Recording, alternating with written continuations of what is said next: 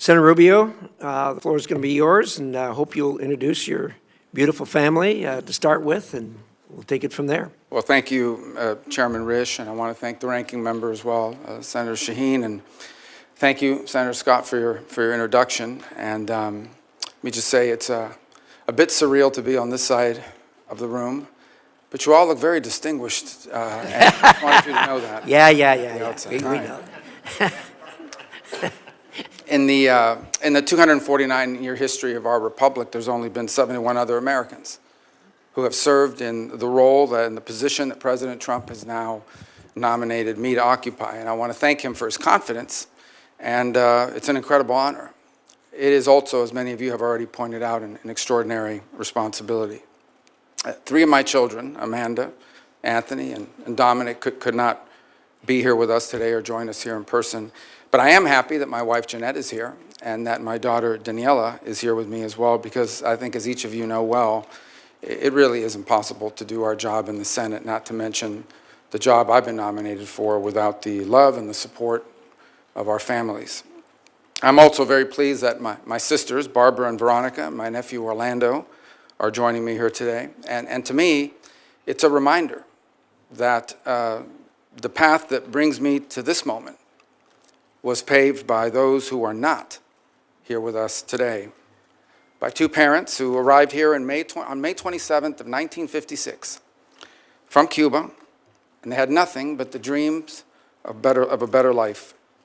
And because of them, I had the privilege to be born a citizen of the greatest nation in the history of mankind, and to be raised in a safe and stable home by parents who made their children's future the very purpose of their lives. I also want to acknowledge all the blessings that God has bestowed upon me in my life. My faith is critical, and it's something I will lean and rely on heavily in the months that are ahead. In a tumultuous world where, in my faith, we are called to promote the cause of peace and the common good. And that task has gotten harder than it's ever been. And I will rely heavily on my faith and pray for God's blessings, that He will provide me the strength, the wisdom, and the courage to do what is right in these tenuous moments. At the end of the Second World War, the United States was, in the words of then Secretary of State, tasked with creating an order, a world order, a free half, as he quote in his quote, out of chaos, without blowing to pieces, without blowing the whole of the world into pieces in the process. And in the decades that followed, that global order served us quite well.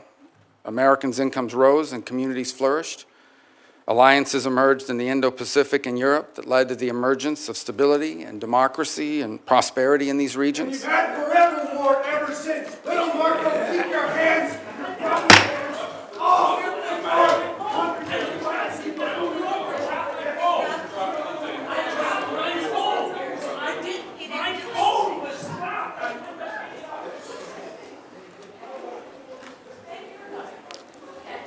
Back to order. All right, alliances emerged in the Indo-Pacific and in Europe that led to the emergence of stability, democracy, and prosperity, but it also prevented a cataclysmic world war. And ultimately, a wall in Berlin came down, and with it, an evil empire. Out of the triumphalism of the end of the long Cold War emerged a bipartisan consensus. And this consensus was that we had reached the end of history, that all of the nations of the world would now become members of the democratic Western-led community, that a foreign policy that served the national interest could now be replaced by one that served the liberal world order, and that all mankind was now destined to abandon national sovereignty and national identity and would instead become one human family and citizens of the world. This wasn't just a fantasy. We now know it was a dangerous delusion.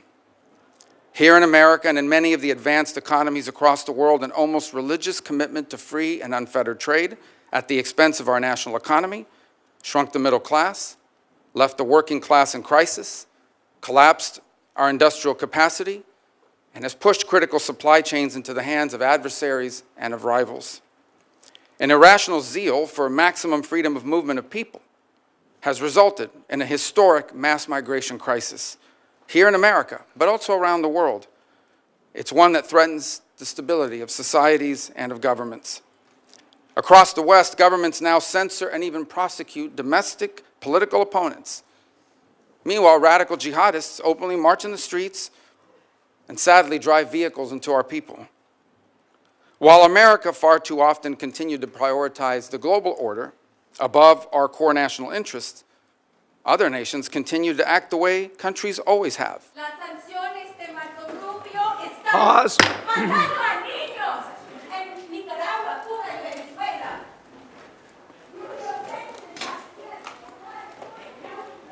Back to order. I get bilingual protests, which is, I think is an entry cool. As you know, that's a first here for us, at least in recent times. All right. Healthcare is a human right. All right. Education is a human right. Sanctions against Back to order. All right. So while America too often prioritized the global order above our core national interests, other nations continued to act the way nations have always acted and always will in what they perceive to be their best interest.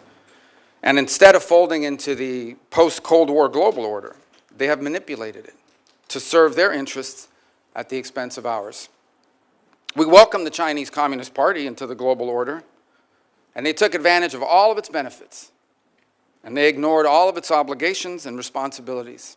Instead, they have repressed and lied and cheated and hacked and stolen their way into global superpower status, and they have done so at our expense and at the expense of the people of their own country. In our very own hemisphere, narco-terrorists and dictators and despots take advantage of open borders to drive mass migration, to traffic in women and children, and to flood our communities with deadly fentanyl and violent criminals.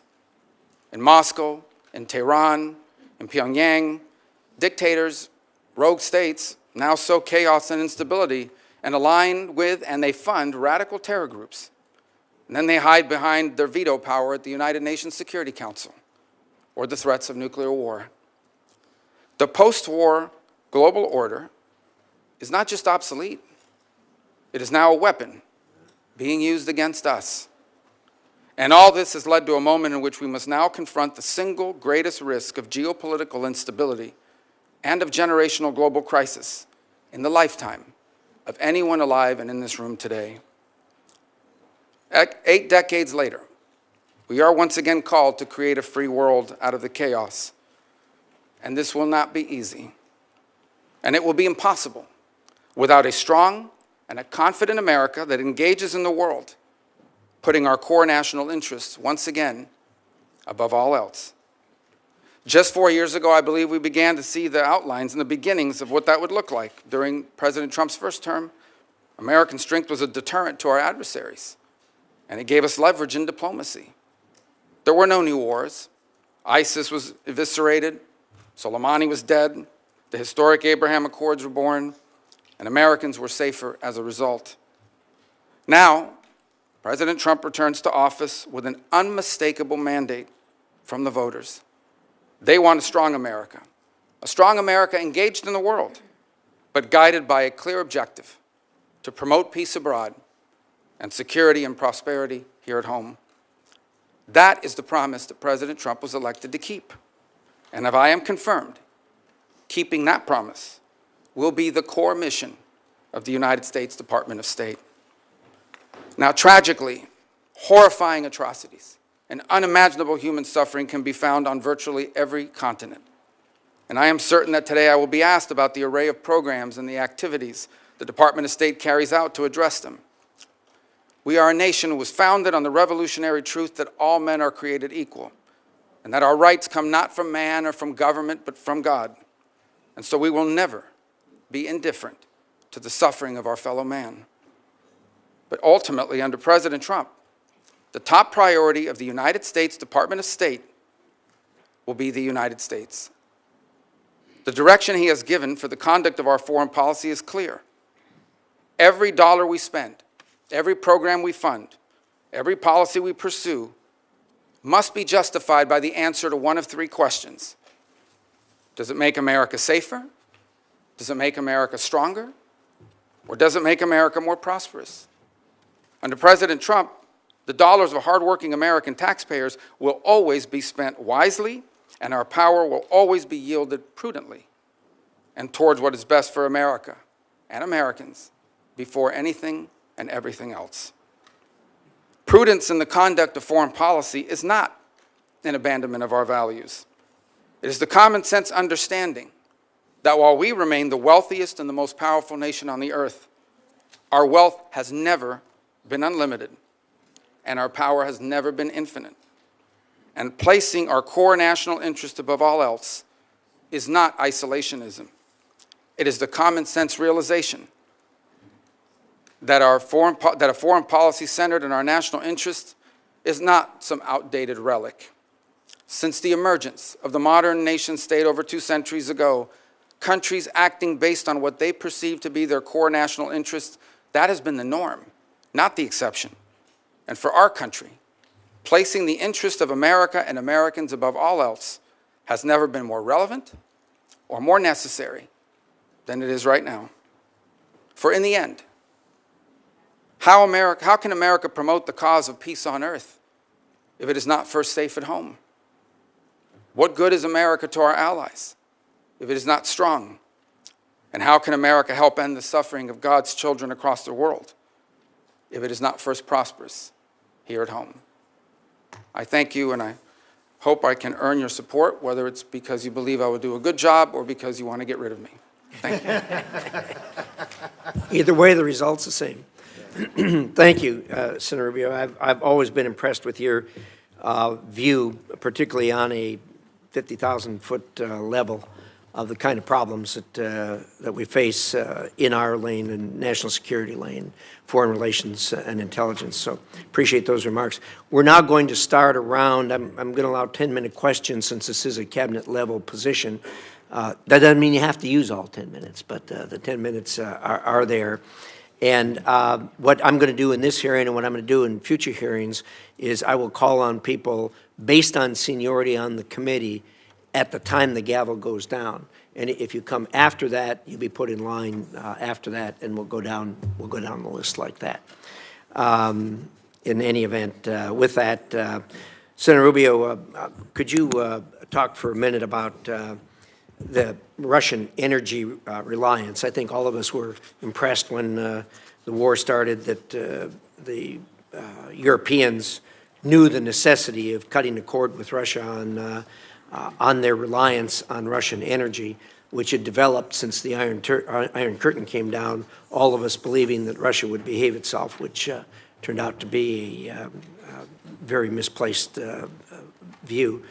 And now, with the war carrying on, it's going to end, obviously, at some point in time. There are voices in Europe saying, well, we can go back to using Russian energy. My view is that that's not reasonable, and it's not appropriate. And indeed, I think that the fallout from this war is going to go on for generations. Your thoughts on the energy relationship between Europe and Russia in the future? Well, I'm reminded, I believe back in 2018, then President Trump, on 2 occasions, once at the United Nations and I think another time at a NATO conference, pointed, for example, to Germany's reliance on Russian energy as a real vulnerability. And he was snickered at. I remember he was snickered at by the representatives of Germany at the United Nations. He turned out to be 100% correct. In fact, that reliance on Russian energy was a major loss of deterrence.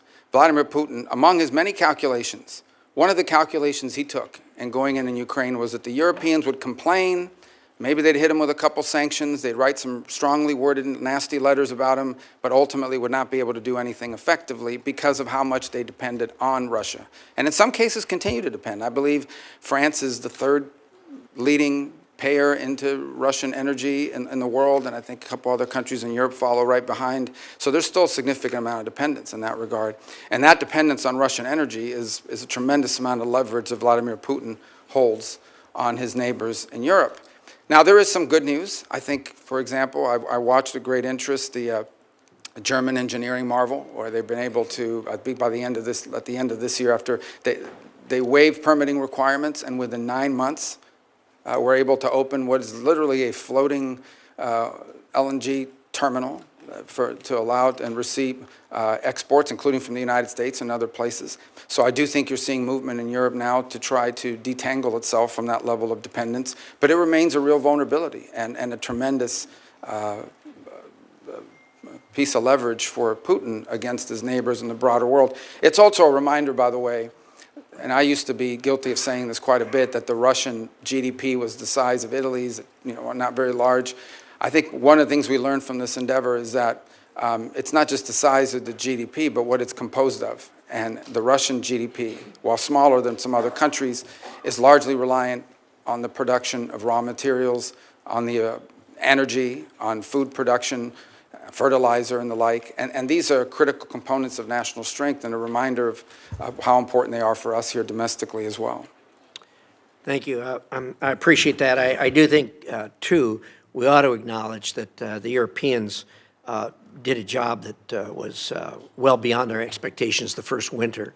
As they struggled through, they did really well as far as cutting the cord with Russia, being as how hard they were tied to that. Let's talk about AUKUS for a minute. There hasn't been much discussion about AUKUS. Well, there hasn't been much discussion about AUKUS really since the thing started. A lot of us have been pressing the administration to gear that up. It has not been forthcoming. I'd like to hear your thoughts on AUKUS, the importance thereof, and getting this thing moving as it was intended. Well, one of the things we'll have to endeavor to see, obviously, there's a tremendous amount of this that relies on the Department of Defense and other entities in government. To the extent the Secretary of State and the Department of State is engaged, it's something that I think you're going to find very strong support for in this administration. Because it's one of, I think it's almost a blueprint in many ways of how we can create consortium-like partnership with nation states that are allied to us to confront some of these global challenges, be it in the defense realm, in the technology realm, in the critical minerals realm, in the sensitive technologies and critical technologies on, for example, artificial intelligence and advances in even quantum computing. This obviously is more defense related, but it's one example of how we can leverage the power of these partnerships with allies, 2, 3 countries in some cases, broader in others, to reach outcomes and objectives, such as creating a geopolitical and strategic balance in the Indo-Pacific region and beyond. So we'll have to look at that and to see what components of whatever impediments exist can be removed by the action of the Department of State. But it also reminds us that in many of these, very few of these global issues are entirely reliant on the Department of State. The Department of Energy, the Department of Defense. We have a host of other government agencies, commerce in many cases, who also play a critical role in expediting and going through, for example, some of the lists of technologies that perhaps are not being transferred because they've been deemed as sensitive. But in the case of our strong and close allies, that's the point, right? Is that you want to be able to find yourself in a situation where you can accelerate partnership by making available to key allies these sensitive technologies that we wouldn't want to see in the hands or developed by an adversary or unaligned country. Thank you. I appreciate that. And our view is aligned, particularly on the excluded technology list.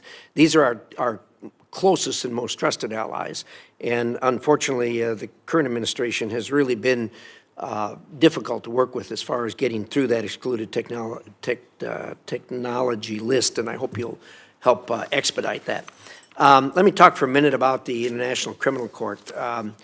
Look, as you know, we've got real problems there. The court originally was intended, at least from our point of view, to be a court that focused on international crimes that were committed by people from countries who did not have a robust democracy nor a robust judicial system that held its own people accountable for crimes.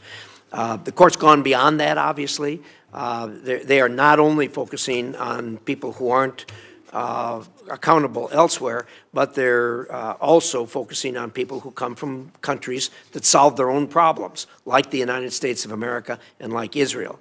The most recent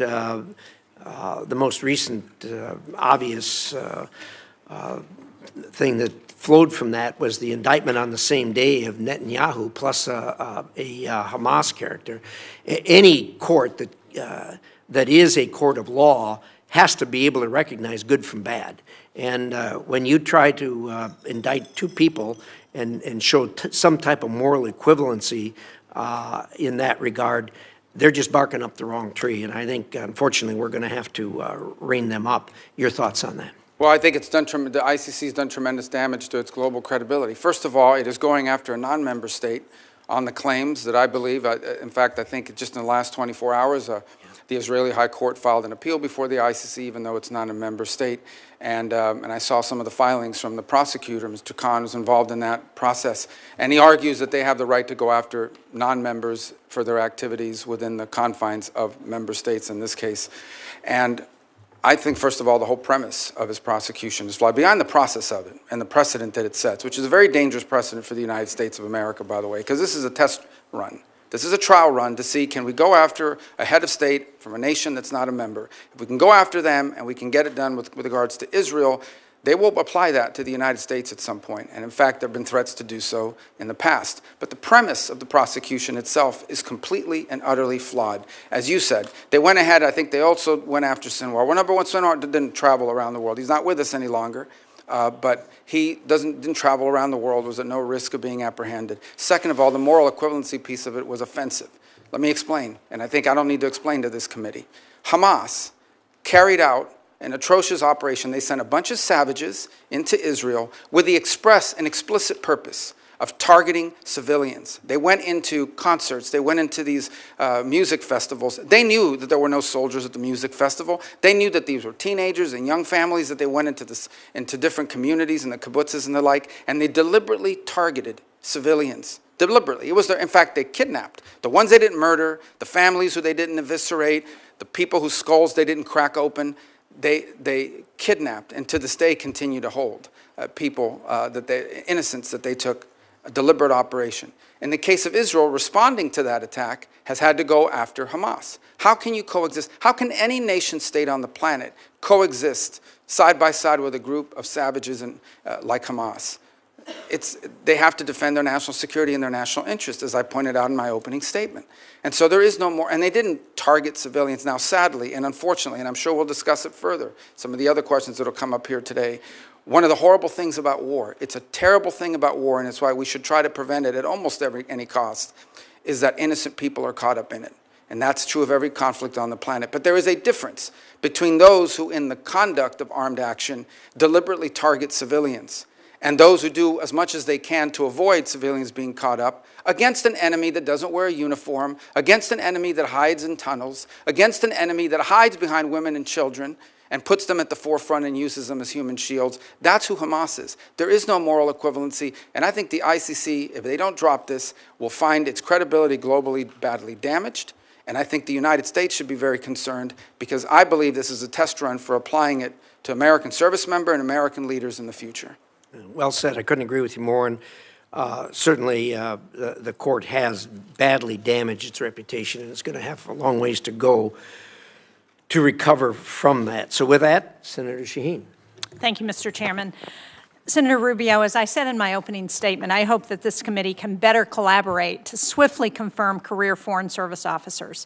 These are patriotic Americans who have served under both Democratic and Republican administrations, and they work to advance U.S. national security interests.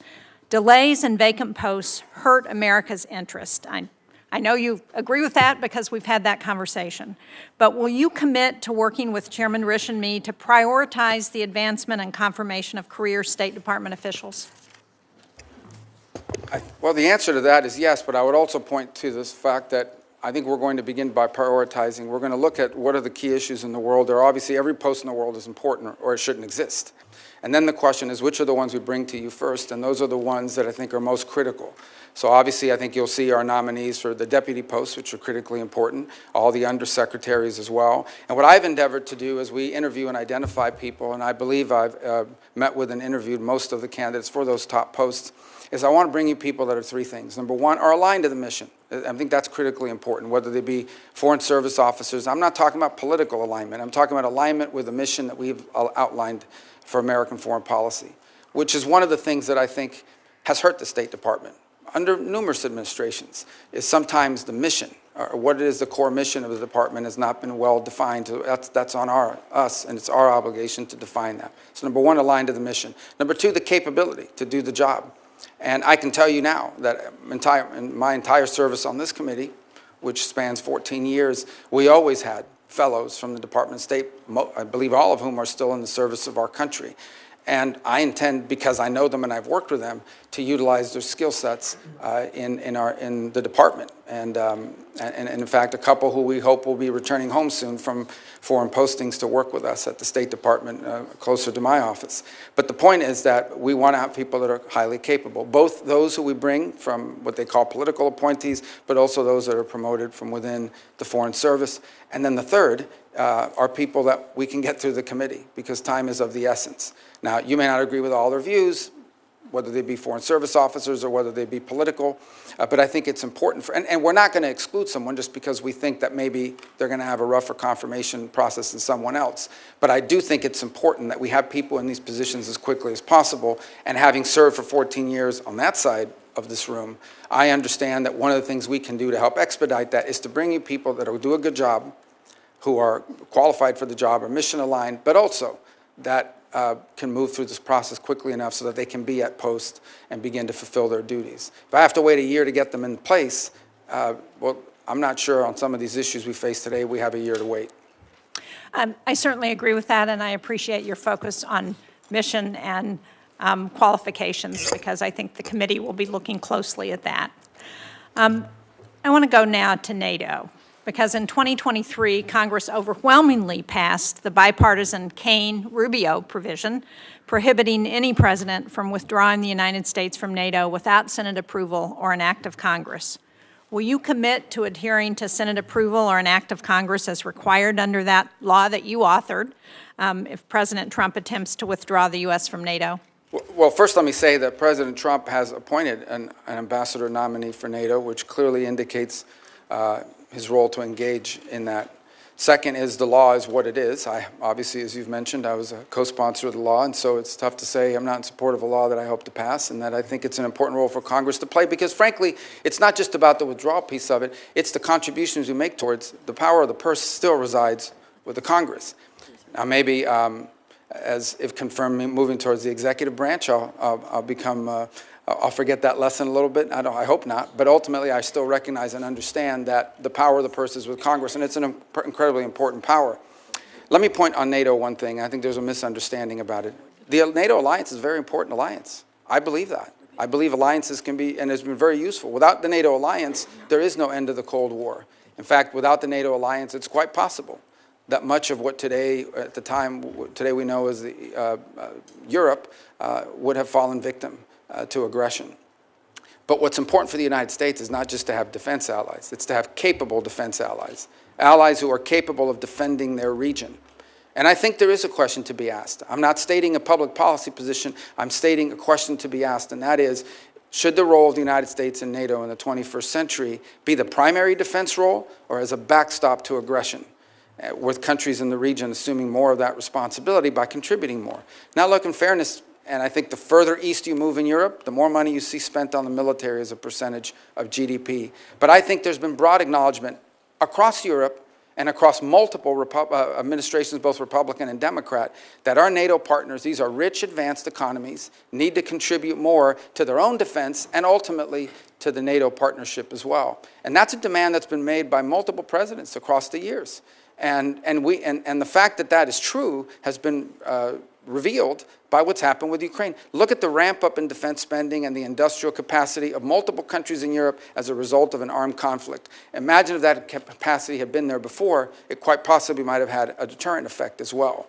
So I think it's important that we have alliances, but we have to have alliances with strong and capable partners, and not those who sort of have viewed the U.S. and the NATO defense agreement as an excuse to spend less on defense and more on some domestic needs. We have domestic needs too.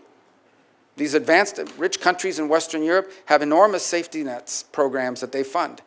We have domestic needs as well, but they've been able to divert or grow those programs because they don't have to spend as much on defense as we do as a percentage of our overall economy. And that dynamic needs to change, and I expect that President Trump will continue to forcefully make that point.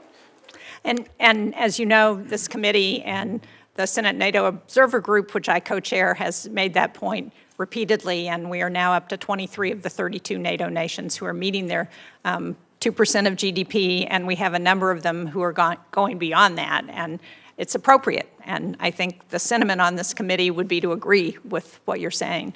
But to ensure that we continue to have a strong NATO, I think will be important not only to European security, but most important to our own security. I appreciate, we talked about Ukraine. I appreciate your past leadership in supporting Ukraine's fight for sovereignty.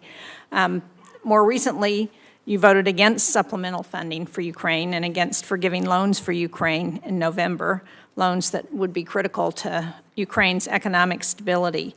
So can you talk about how your views on Ukraine have developed and where you are now, and what you think is important for us to do in order to ensure that there is the strongest possible negotiating position if Ukraine and Russia do get to the negotiating table? Sure. First, let me point out, and although I'll still speak to my view of the process, that I voted against that bill because I said I would not vote for a bill unless it addressed the crisis at our southern border as part of the overall arrangement. That was not done, and so I voted against it. That said, here's my view of a situation.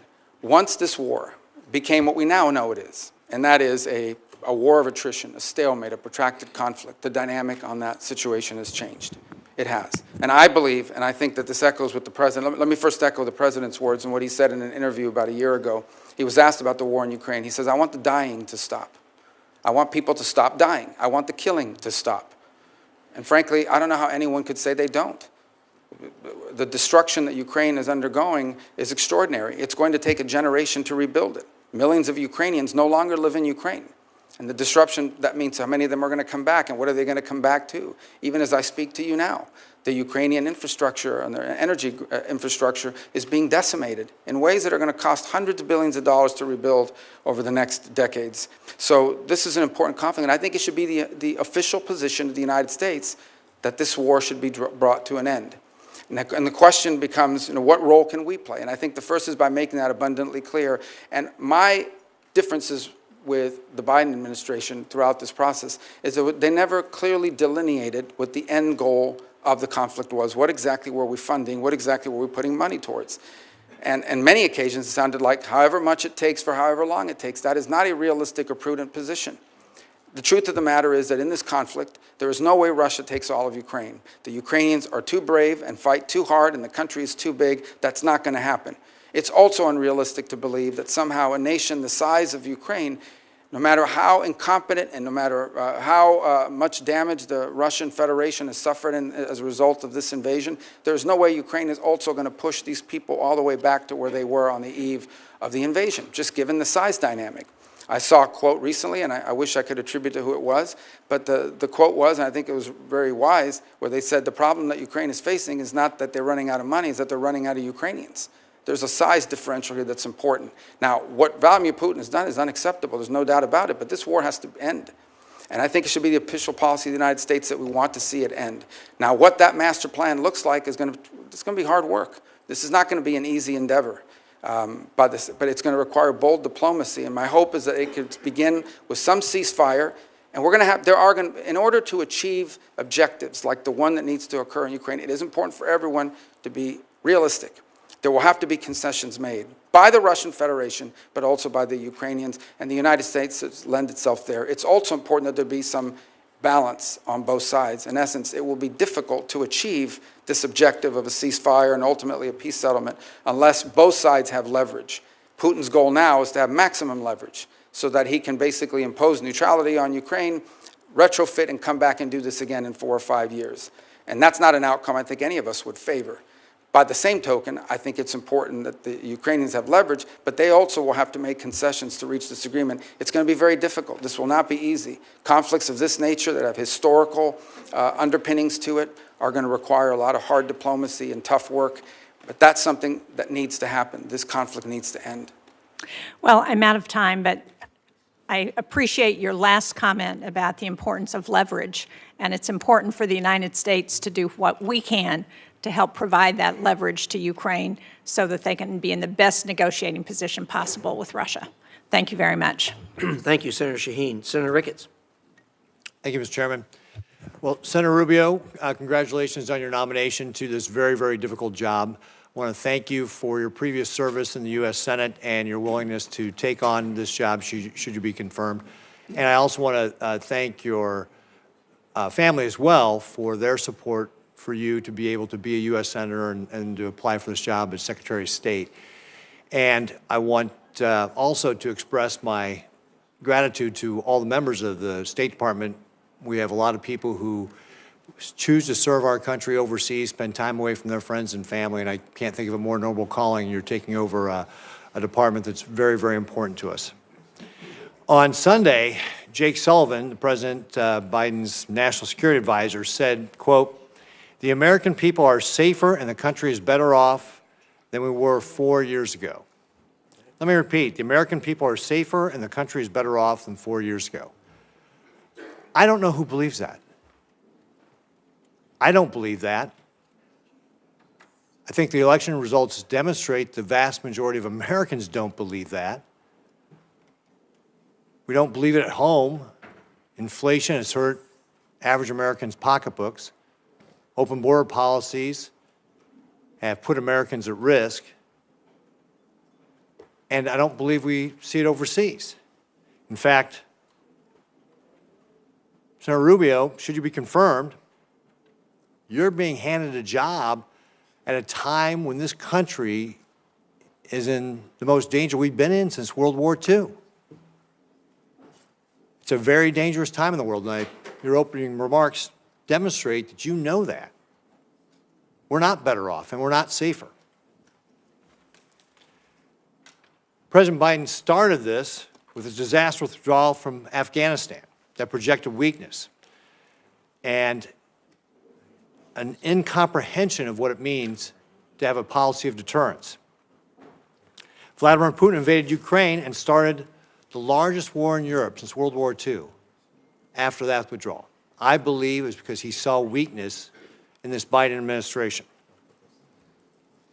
It's been the president's fear of helping Ukraine that has contributed to putting them in the untenable position they are today by slow rolling the weapons that Ukraine needs to be able to defend themselves.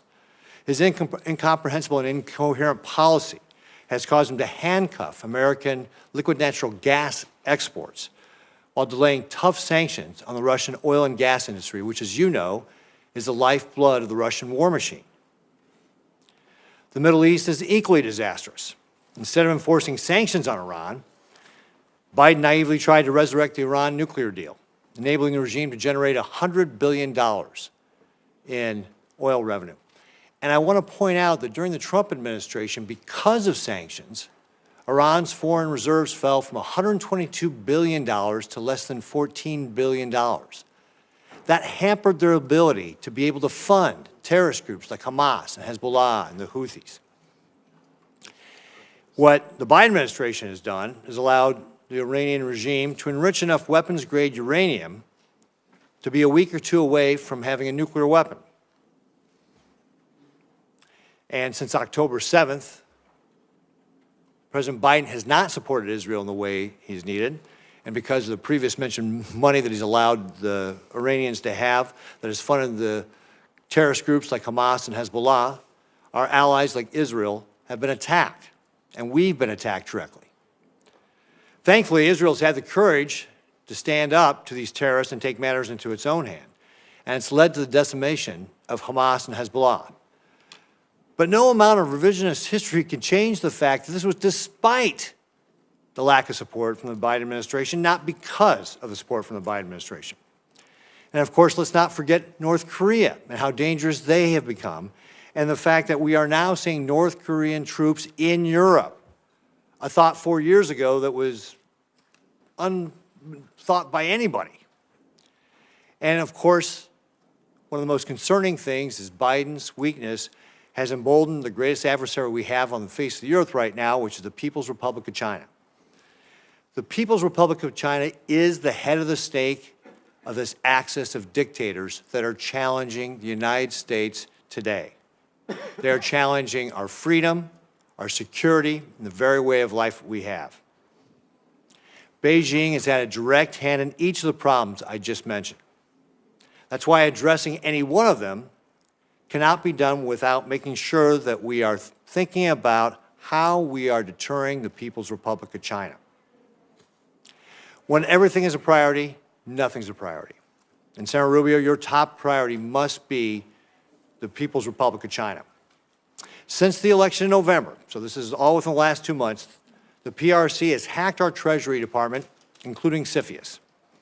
Continuo has been described as the worst telecom hack in U.S. history. Sabotaged important undersea communication cables in Asia and Europe. Deployed ships to the South China Sea to harass our allies like the Philippines in their own territorial waters. Simulated a naval blockade of the Japanese islands for the first time. Conducted the largest naval drills in decades targeting Taiwan and the broader Western Pacific. Revealed new mobile piers suitable for a Taiwan invasion. Unveiled advanced aircraft and launched the world's largest amphibious warship. And they've allowed Iran to draw down and ship nearly 3 million barrels of oil from a storage site in China. It's obvious that Xi Jinping is positioning his chess pieces in preparation for war.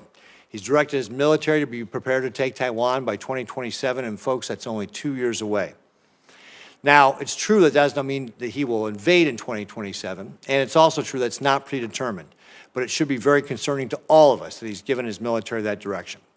Because time and time again, dictators tell people what they're going to do, and then they go out and try and do it.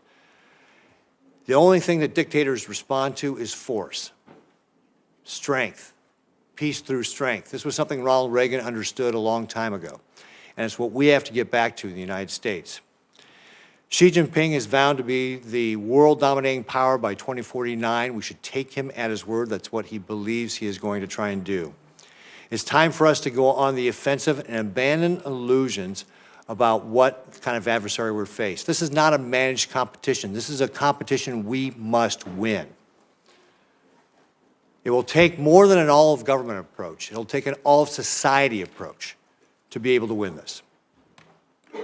As our lead diplomat, Senator Rubio, you are in a position to set the tone. And that's why I can't think of a better pick to be the Secretary of State than you. So, first of all, do you agree that the PRC is the biggest threat that we face as the United States? The Communist Party of China that leads the PRC, is the most potent and dangerous near-peer adversary this nation has ever confronted. They have elements that the Soviet Union never possessed. They are a technological adversary and competitor, an industrial competitor, an economic competitor, a geopolitical competitor, a scientific competitor now, in every realm. It's an extraordinary challenge. It's one that I believe will define the 21st century. When they write the book about the 21st century, there's going to be some chapters in there about Putin, there's going to be some chapters in there about some of these other places, but the bulk of that book about the 21st century will be not just about China, but about the relationship between China and the United States and what direction it went. And I think you're alluding to it in your statement. I know you may have another question. I don't want to eat up all your time, but I do want to say this. The Chinese believe that the United States are a great power in inevitable decline and that they are an inevitable rise. Now, they already are. They're going to be a rich and powerful country, and we're going to have to deal with them. The danger is that because of our own actions, in many cases, a dangerous imbalance is built up in that relationship.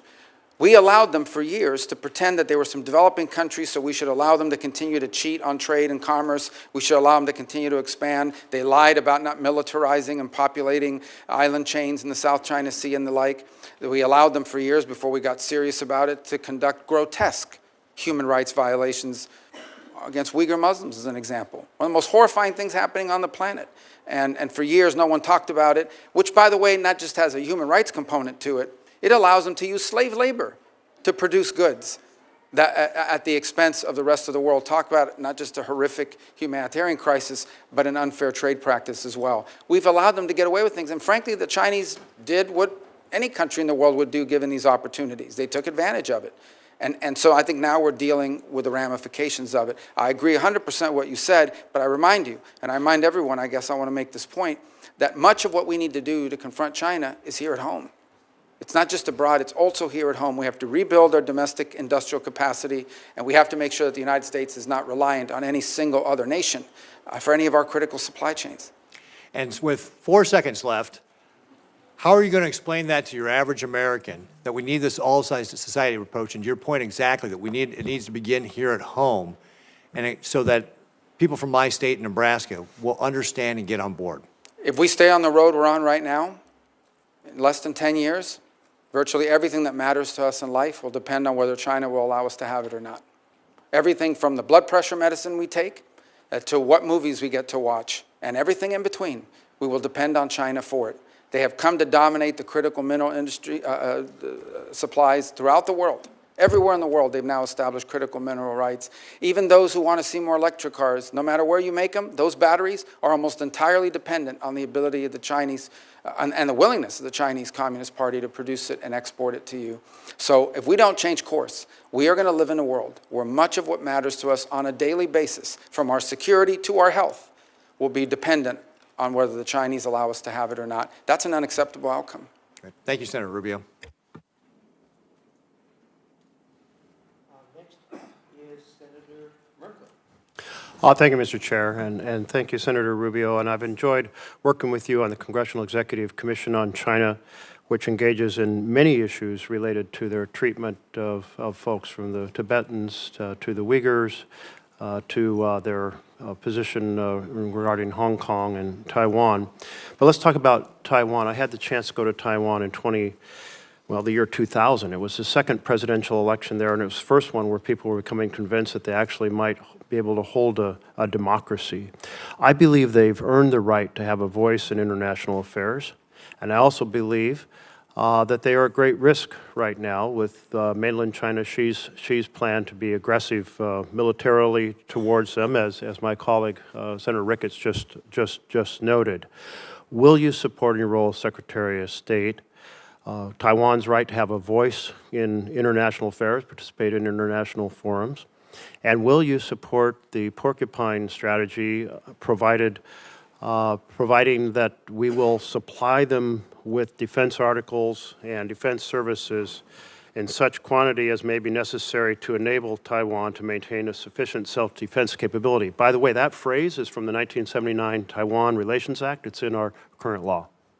Yeah, let me just point out that on the Taiwan Relation Act, and I believe of the year 2016, I was the lead Republican sponsor in reauthorizing and reinvigorating it. I think that the multiple or consecutive presidential administrations of both parties have made clear that the policy of the United States towards Taiwan is encapsulated not just in the Taiwan Relations Act, but in the 6 assurances that multiple administrations, including the Trump administration and now the Biden administration, have made clear are our policies. With regards to your second point about international forums, ASEAN is a great example of one in which that's being tested. Last year at their conference, the Chinese were able to prevent participation by the any mention of Taiwan in the memorandum. And then this year they're working very hard to make sure that no one associated with Taiwan is anywhere near it. So this is just one more example of how they're being excluded. I would also point to the Western Hemisphere. I know that sounds like half a world away, but you understand this issue. The majority of nations on Earth that continue to recognize and have relations with Taiwan, the vast bulk of them, or the plurality, are within the Western Hemisphere. They've undertaken a very aggressive action in just the last 7-8 years to get these countries to flip. They got Panama to flip, then they got Panama to convince the Dominican Republic to flip. They've targeted multiple other nations, and Nicaragua most recently, to flip. So I think that's an important thing for us to keep in mind and make a priority. And I also think it's important to recognize allies in the region like Paraguay that have not flipped, and others who have stayed strong in that regard. On the porcupine strategy, because I know it may sound weird to people, or if anyone's watching this, I know what the ratings are, but hopefully not high. But let me just say that when the porcupine strategy, what it really means is you want to make the cost of invading Taiwan higher than the benefit. We want to discourage that by the Chinese believing that, yes, could they ultimately win an invasion of Taiwan, but the price would be too high to pay. It's basically deterrence. And I think that's critical, not just to defending Taiwan, to preventing a cataclysmic military intervention in the Indo-Pacific. And that's what it would be. And I would make one more point, and again, I don't mean to want to be alarmist about it, but if you listen to Xi Jinping, and it's important when you listen to him, and I say listen, read, Don't read the English translation that they put out, because the English translation is never right. You have to read the real translation on what they actually said in their native tongue. What they're basically saying is that this is a foundational and definitional issue for Xi Jinping personally. And as a result, I think we need to wrap our head around the fact that unless something dramatic changes, like an equilibrium where they conclude that the costs of intervening in Taiwan are too high, we're going to have to deal with this before the end of this decade. And so strongly support for the porcupine strategy. Thank you. And I know people in Taiwan. I just don't like saying porcupine, but yes. You know, when I went to Taiwan in November and met with the president and other leaders, they are extremely nervous right now. And part of the reason they're nervous is they're concerned about how things play out in Ukraine as possibly creating an incentive for China. And I take your point about the current stalemate and the fact that there is a range of objectives that are out of reach for other side. But I do feel like our partnership with NATO and our continued supply of war material that enable Ukrainians to keep fighting until that resolution is done is extremely important, because if Ukraine collapses, it will say a lot to China about whether we will stay the course in assisting Taiwan. Not to mention, it will be a catastrophe for democracy and a catastrophe for the Ukrainians. I don't know if you share that view. Well, I think, first of all, our goal, as President Trump has stated, is he wants the dying to stop. He wants the killing to stop. So it's very difficult to reach an accord or an agreement that begins with a ceasefire and ends with a peace agreement unless both sides have some leverage. Now, there's some leverage that exists beyond military capabilities as well. We have a significant number of sanctions on the Russian Federation, and they continue to grow and expand, and other nations do as well. And that will have to be part of this conversation in terms of bringing about a peaceful resolution. And then there's the question of the long-term security and stability of Ukraine. Beyond even if the conflict were to end, there needs to be the capability of Ukraine to defend itself. And it's a point that I made back as far as 2014, when the United States under the Obama administration chose not to provide weapon capabilities, and I think we lost the turn during that period. I'm going to keep rolling here for a few other questions. One of the things China is doing is deeply engaged in transnational repression, which means threatening people here in the United States that they will disappear or kill or harm their family members back in China if they exercise their free rights here in our country. And also they're seeking to repatriate Uyghurs who have escaped China. And right now there are 48 Uyghurs that are in Thailand, and Thailand is on the verge of repatriating them back to China. Will you lobby for Thailand to not send these Uyghurs back to the horror they will face if they're returned? Yes, and the good news is that Thailand is actually a very strong U.S. partner, strong historical ally as well, and so that is an area where I think diplomacy could really achieve results because of how important that relationship and how close it is.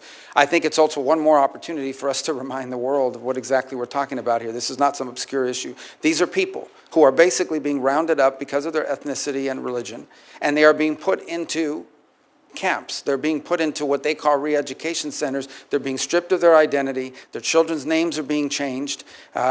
It's one of the most horrifying things that's ever happened, and they're being put into forced labor, literally slave labor. And I will say our work together on the Forced Labor Prevention Act, Uyghur Forced Labor, was tremendous. Thank you for championing that. I'm encouraging other nations, including Canada, Mexico, and Europe, to follow the rebuttable presumption strategy we put into that bill, because right now, if our slave labor products or China's slave labor products are rejected here, they're shipped to Canada, and we need to expand on that. I want to turn to another point. Our companies face in China often the requirement for partnerships or location or what products they can produce or the theft of their intellectual property. Meanwhile, we're helping their economy by being a major supplier of fossil gas, LNG, to China. Should we be strengthening the Chinese economy by sending them LNG? Well, I think that is a good point to raise in that regard, because I will tell you that is one of the things that's going to have to be discussed in the broader relationship with China. And that is, it is one of the things we actually export to China. They import a lot this way. One of the few things that we export is in great capacity is these long-term contracts that are tied up either directly to China or through third countries. Because some of this obviously is exported to a third country who in turn sends it to China either as a direct sale or as a byproduct. So I think that has to be on the table as a number of other measures that we have in leverage as we engage the Chinese in this geopolitical perspective. I would go further and point out that the Chinese also have, I believe, the world's largest surplus refining capacity. They've invested very heavily in that as well. And that's one more area where I think our energy policy will be critical and bringing some geopolitical stability to our relationship with them. I know you sponsored a bill to cut off the exports. I've focused on China, but I want to turn to humanitarian issues.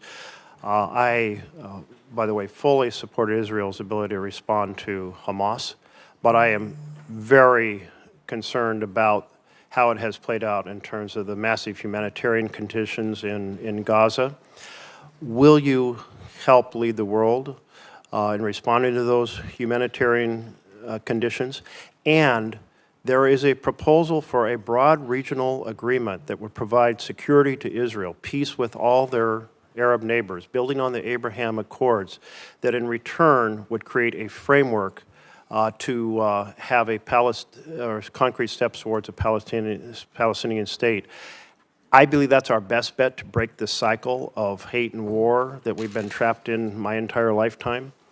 How will you pursue breaking this cycle of hate and war, and will you support humanitarian support to Gaza? Yeah. So my first point is I am hopeful, and again, I've been here, so I don't know if any news has emerged in our time during this hearing, but I am hopeful that there is an agreement in place that will bring hostages back immediately in an exchange and in a three-phase plan that Secretary Blinken sort of has outlined over the last 24 hours, and that credit to both the Biden administration and the Trump transition work side by side on helping this become about, and I hope that comes about. And part of that phrase, part of that deal, as I understand it, is it has this very tenuous but important 6-week transitional period where it's going to require international cooperation to bring some level of stability in administration. And that could serve as, assuming it works, that could serve as a foundation to build upon. I would also point to one more thing, and that is, we don't know yet for sure, but there are opportunities available now in the Middle East that did not exist 90 days ago. Whether it's what's happened in Lebanon, whether it's what's happened in Syria, whether it's what hopefully will happen with this ceasefire and the release of hostages after horrifying detention and unjustifiable actions by Hamas. Whether it's any of these three things or all in combination, there are now factors at play in the Middle East that I think we can build upon and may open the door to extraordinary and historic opportunities, not just to provide for Israel's security, but ultimately begin to confront some of these other factors. But these things, again, are going to be hard work, and they'll require us to take advantage of those opportunities if they exist. Thank you.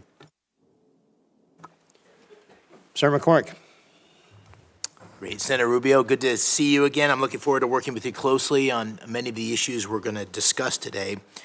As a senator, you've been a strong voice for American leadership, and I'm really confident you'll be a strong Secretary of State on behalf of President Trump and the American people for advancing America's interest. I believe you're the right man for the job. When we met privately, we talked about a range of topics, from China to Israel to the fate of the hostages in Gaza to energy policy. We also talked about something that hits home here in Pennsylvania for my constituents, which is the fate of Mark Fogel. As you and I discussed, Mark has been imprisoned by the Russians since 2021. I've had a chance to meet with his mom, 95-year-old Mafa. She was at the Butler rally with myself and President Trump in the front row when he was shot.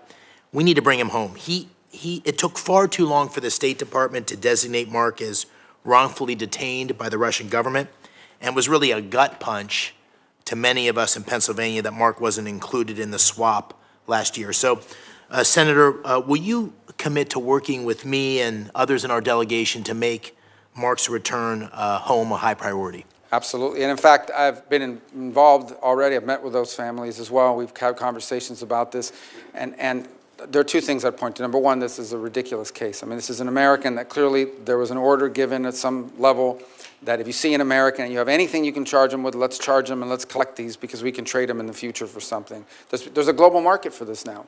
And it's one of the challenges of the 21st century. There is now an active global market for detaining Americans wrongfully in Venezuela, in Russia, in China, or somewhere else, Iran, and then using them to trade for something they want in the future. And so I think there needs to be greater awareness put out about that reality. Although people are still going to travel, and Americans are still a free people that have the ability to travel, this is a real risk. In this particular case, this has nothing to do with politics. No one can claim, nor do they, that he's a spy or that he's involved in a national security threat. And so this is a case that has to be elevated, and hopefully one that can be done through strong private diplomacy, at a minimum as a goodwill gesture. Because if they're not willing to do this, then not to mention the broader challenges posed to us by what Putin is doing in Ukraine, then I think the chances of improvement in U.S.-Russian relations are impossible. But this is not that this would solve that problem, but it is at a minimum the kind of thing you would hope to see if anyone is serious about improving relations, especially if we can get the situation in Ukraine to a peaceful standing. And I hope that this case will be one that we can reach a good result on. Good, thank you. On the sad topic of hostages, as you know, Dina and I, my wife, live in Squirrel Hill in Pittsburgh. We've been part of a meeting with hostages in Israel and in the United States as recently as last week. Noah Aragami and Ronan and Orna Nutra, who lost their son, sadly, Omer, recently came to visit. And, President Trump said recently that all hell will be to pay if the hostages aren't released. If confirmed, what emphasis would you put on releasing those hostages in Gaza? Do you agree that a permanent ceasefire in Gaza absolutely must include the release of those hostages? Well, it must include it, because if it doesn't, there won't be a ceasefire for long. I mean, the Israeli commitment to bringing back their civilians, that's what these are. These are civilians. These are people, these are innocent people who were targeted and have been held in horrifying conditions, the health and well-being of which many of them we still don't know, but we believe there's a substantial number that are going to be released as part of this first tranche. And that's an important point as well. In regard to this agreement that has now been publicly reported on, it's not everyone. I think there's a first tranche of women, children, and people over a certain age, and then a second tranche of releases of males that are of military age, who they claim are all combatants, even though they are not. They just happen to be of a certain age. But without the hostage situation resolved, this situation will not be resolved. It is the linchpin of what's happened now. Hamas has been severely degraded, but these people, that include a number of American citizens, need to be home as soon as possible, and that will remain a priority in any engagement that we're involved in with regards to not just a ceasefire, but some permanent peace process moving forward. Very good, thank you. Since October 7th, there's been a disturbing rise in anti-Semitism, pro-terrorist violence in our cities, on college campuses. You and I had the opportunity to write an op-ed together. And in that op-ed, we called on foreign nationals who support Hamas or other terrorist organizations to lose their visas and to be sent back to their home countries.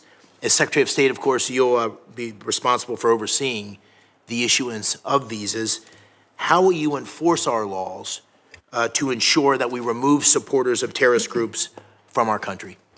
Listen, my view on this is one of common sense. Okay? If you apply for a visa to come into the United States, and in the process of being looked at, it comes to light that you're a supporter of Hamas, we wouldn't let you in. If we knew you were a supporter of Hamas, we would not give you a visa. So now that you got the visa and you're inside the U.S., and now we realize you're a supporter of Hamas, we should remove your visa. If you could not come in because you're a supporter of Hamas, you should not be able to stay on a visa if you're a supporter of Hamas. That's how I view it. And I think that's just an issue of common sense. And we intend to be very forceful about that. Good, thank you. Fentanyl is killing 4,000 Pennsylvanians each year, over 200 Americans a day. President Trump campaigned on this throughout the country, in Pennsylvania, as did I, on we have to stop that flow of fentanyl. And of course, violent criminal groups in Mexico, including the Jalisco and Sinaloa cartels, terrorize our communities here at home with this deadly fentanyl, and the Mexican people with endless violence. As Secretary, will you initiate the process to designate these groups, these cartels, as foreign terrorist organizations? And if so, can you describe for the American people the national security tools that unlocks, that designation unlocks, to degrade the cartels? Well, first of all, the designation of a designated foreign terrorist organization brings with it a host of things. It makes it illegal to cooperate or work with them in any way. or to be supportive of their endeavors. It cuts off access to all sorts of banking opportunities and the like around the world where it's important to move money around. Now that said, it's probably an imperfect tool when it comes to these groups that you're discussing, because these are sophisticated criminal enterprises. They are terrorizing the United States, but they are sophisticated criminal enterprises, and they operate in the trafficking of people, drugs, and migrants to horrifying effect. Sadly, they also have basically operational control over huge swaths of the border regions between Mexico and the United States. That's just an unfortunate fact, and it's one we're going to have to confront with our partners in Mexico, is that these sophisticated transnational terroristic organizations have operational and functional control over huge swaths of areas that border the United States of America. And so whether that is the tool that we use, which is maybe the appropriate one, or some new one that we come up with, it is important for us not just to go after these groups, but to identify them and call them for what they are, and that is terroristic in their nature, because they are terrorizing America with mass migration and with a flow of drugs. What about military force? Well, that's an option the president has at his disposal. Obviously, it's not one that is in the purview of the Department of State. Yeah. I think President Trump is someone that never publicly discusses his options and leaves himself the flexibility to act. I think there's a lot we can and will continue to do in close partnership with our allies in Mexico. I think there's more they can do as well to confront this challenge. And my preference would be, from the Department of State's perspective, my preference would be that we can work with the Mexicans on this issue cooperatively, because it is impacting their nation as much as ours. These sophisticated groups, these criminal organizations, don't simply threaten America, they threaten the Mexican political process. In the last election, you had multiple presidential candidates and other candidates to other offices assassinated. You've had journalists targeted and assassinated for speaking out against these groups. So these groups don't simply terrorize the United States, they're terrorizing and in some ways undermining the Mexican government and Mexican sovereignty and the health and well-being of the Mexican people. And so my hope, in a perfect world, is that we could work in close collaboration with Mexican authorities to take these groups out. Very good. Thank you. Final question. The Chinese Communist Party, as you said in your testimony, has waged a deliberate campaign of economic warfare against the United States and our allies. We need to restore, as President Trump has said, reciprocity in that economic relationship and impose cost on Beijing for hurting American workers. How can the United States counter that campaign? How do you think about the economic tools that the administration can apply to cut off the flow of American capital and technology that supports China's geopolitical ambitions? Well, and again, much of what it comes to trade and so forth in this administration will be handled through the Department of Commerce, but we'll certainly have an economic undersecretary and a whole entire bureaus that will be dedicated to what we can contribute to that endeavor. So I'll just share my views broadly on it. Number one, I think it would make common sense to everybody that if, by and large, a relationship in which their companies can do whatever they want here, but we can't do it there, is a pretty unfair relationship. And it's something we've allowed in the past for allied countries who are small, poor, and developing. That cannot continue, in my view, and I think that's the president's view. The second is there's much that needs to be done with regards here domestically. I think we once again as a nation, this is not a Department of State issue, but once again as a nation need to prioritize the importance of our industrial capacity and our access to supply chains domestically, especially in key and critical industries. Maybe not every industry, but some key industries. We should either have a domestic capacity or an allied capacity that's reliable and can't be used against us in a moment of conflict as leverage. The third point I would make is we need to be actively engaged in the world. As an example, the Chinese own significant mineral rights and mining rights in Argentina, in Chile, throughout Africa. It's one of the reasons why the polar region and the Arctic region has become so critical as well in that regard, is because they are scooping up all over the world these mineral rights, port rights, etc., that place us at an enormous disadvantage in the long term. And it's what I said in that short answer is, if this trend continues, we are going to wind up living in a world where much of what we depend on for our security, our health, our safety, and our economic prosperity will largely depend on whether the Chinese allow us to have it or not. And that cannot be a world that we leave for our children. Thank you, Senator. Senator Coons. Thank you. Senator Rubio, I look forward to this hearing and to our service together. Welcome to the other side of the dais, and welcome to your wife, Jeanette, your children, your family. Thank you for your service. I have three questions broadly of nominees. Do they have the qualifications to appropriately serve? Do they have a policy alignment with our core national interests? And do they have the integrity and character to serve? We may have policy disagreements, but we've had multiple areas of convergence. Over the time we've served here in the Senate together, I had my folks go back and look, we've co-sponsored nearly 60 bills together. So I hope we can continue to find constructive ways to partner. I have a number of questions to get through, so I'll try to move briskly. With regards to special envoys, President-elect Trump has appointed a series of special envoys focused on a wide range of areas. And some of these, I think, can genuinely complement, not undermine or distract from State Department's core efforts. The Special Envoy for Hostage Affairs, for example, Adam Boehler, I look forward to working with. As Senator McCormick asked about, there's a number of key issues around hostage-taking of Americans. There's a bipartisan bill Senator Risch and I have on this that we hope to work with you on. Lieutenant General Keith Kellogg, Special Envoy for Ukraine and Russia, I think will be central to achieving an outcome in Ukraine that is a lasting and secure peace and prevents further Russian aggression. But others like Rick Grinnell for special missions and Masad Boulos for the Arab world concern me in terms of the potential for mission conflict or conflict of interest. How will you work to ensure that state maintains its authority and encourage the administration to conduct a full vetting of any potential conflicts of interest and to ensure there's clarity of alignment with special envoys? Sure. Thank you for the question, because I think it's a valid one. With the exception of Mr. Boulos, who I don't know, may have met once but don't know, every one of the envoys that have been named so far is someone that I've worked with in the past and expect to work well with in the future. To me, the expression of a special envoy is critically important. Where it's most successful, it's on a complex issue with a defined goal and an expression of presidential priorities. So Sudan is an example of a special envoy, and Mr. Perriello and the job he's done there. And this is in addition to the fact that we have an ambassador and we have other diplomatic presence there that can be very complementary.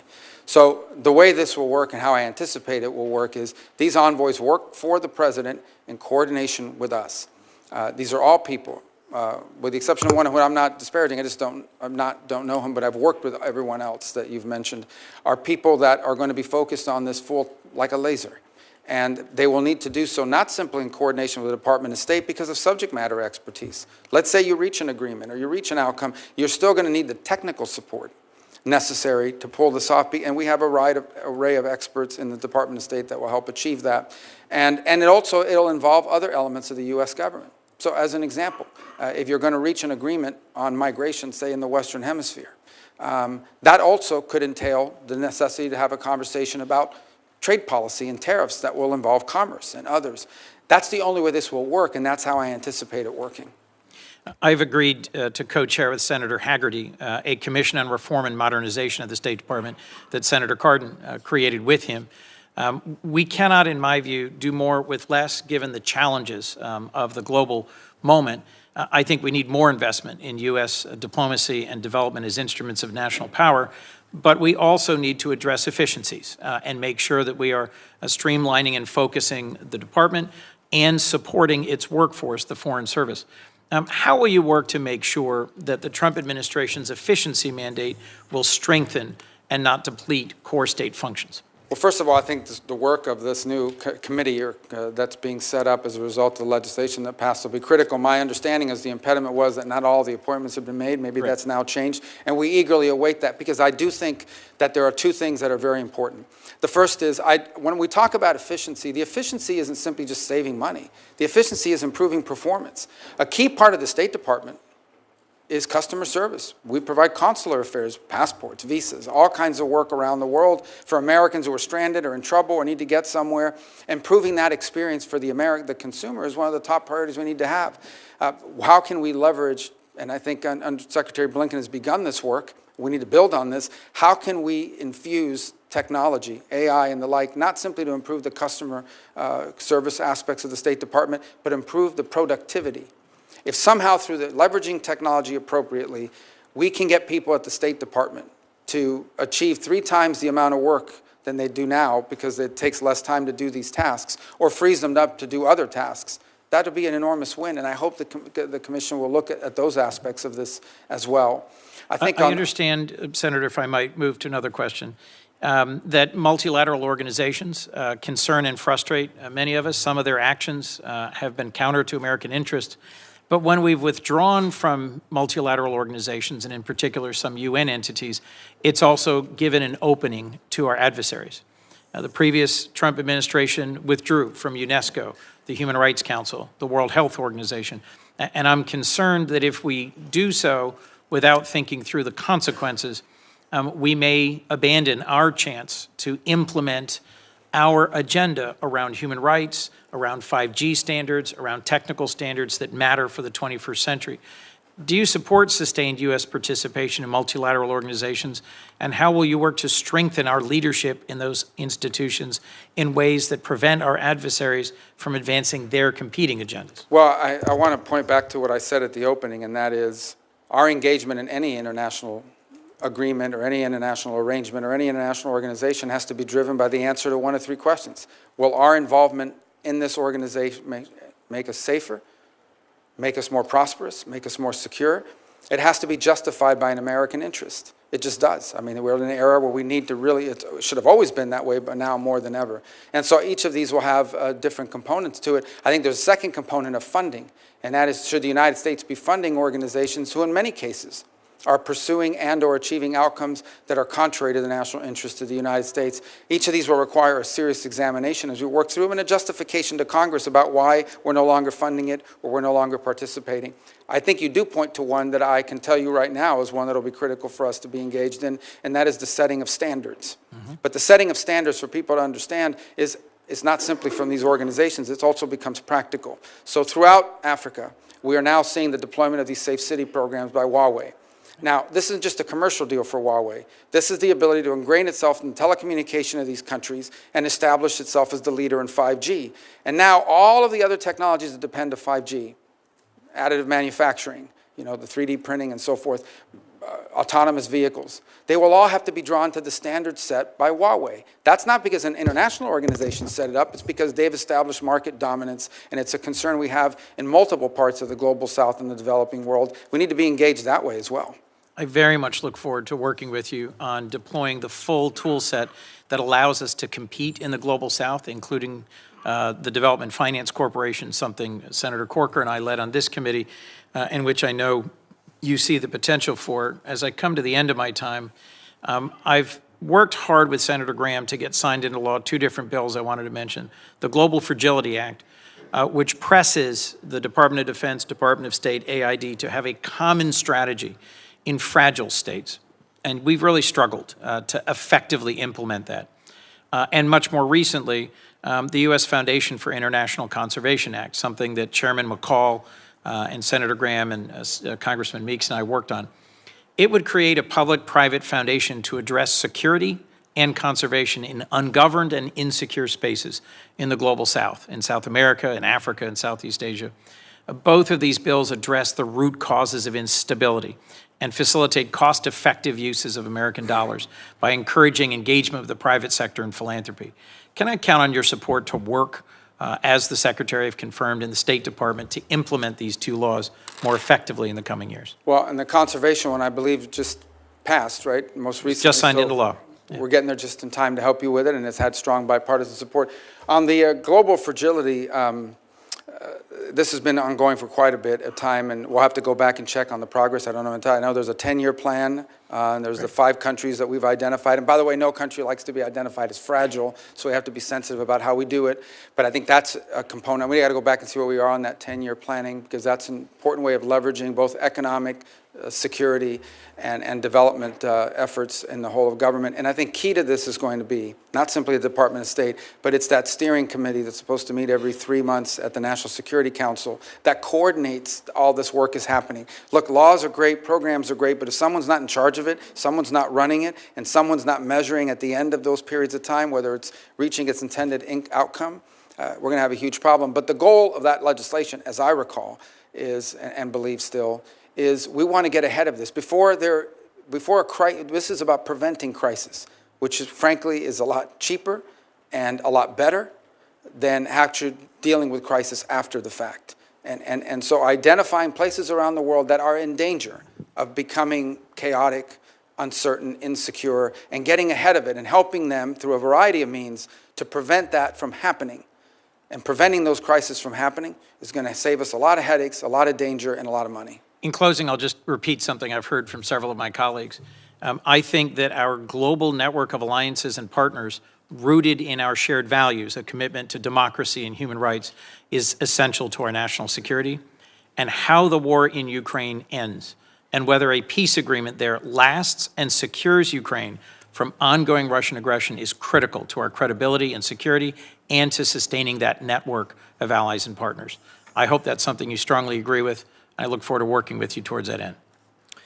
Thank you, Senator Coons. Next up is going to be Senator Daines, and after that will be Senator Murphy. And about that time, it's going to be noon. We're going to take a short 5-minute break at noon.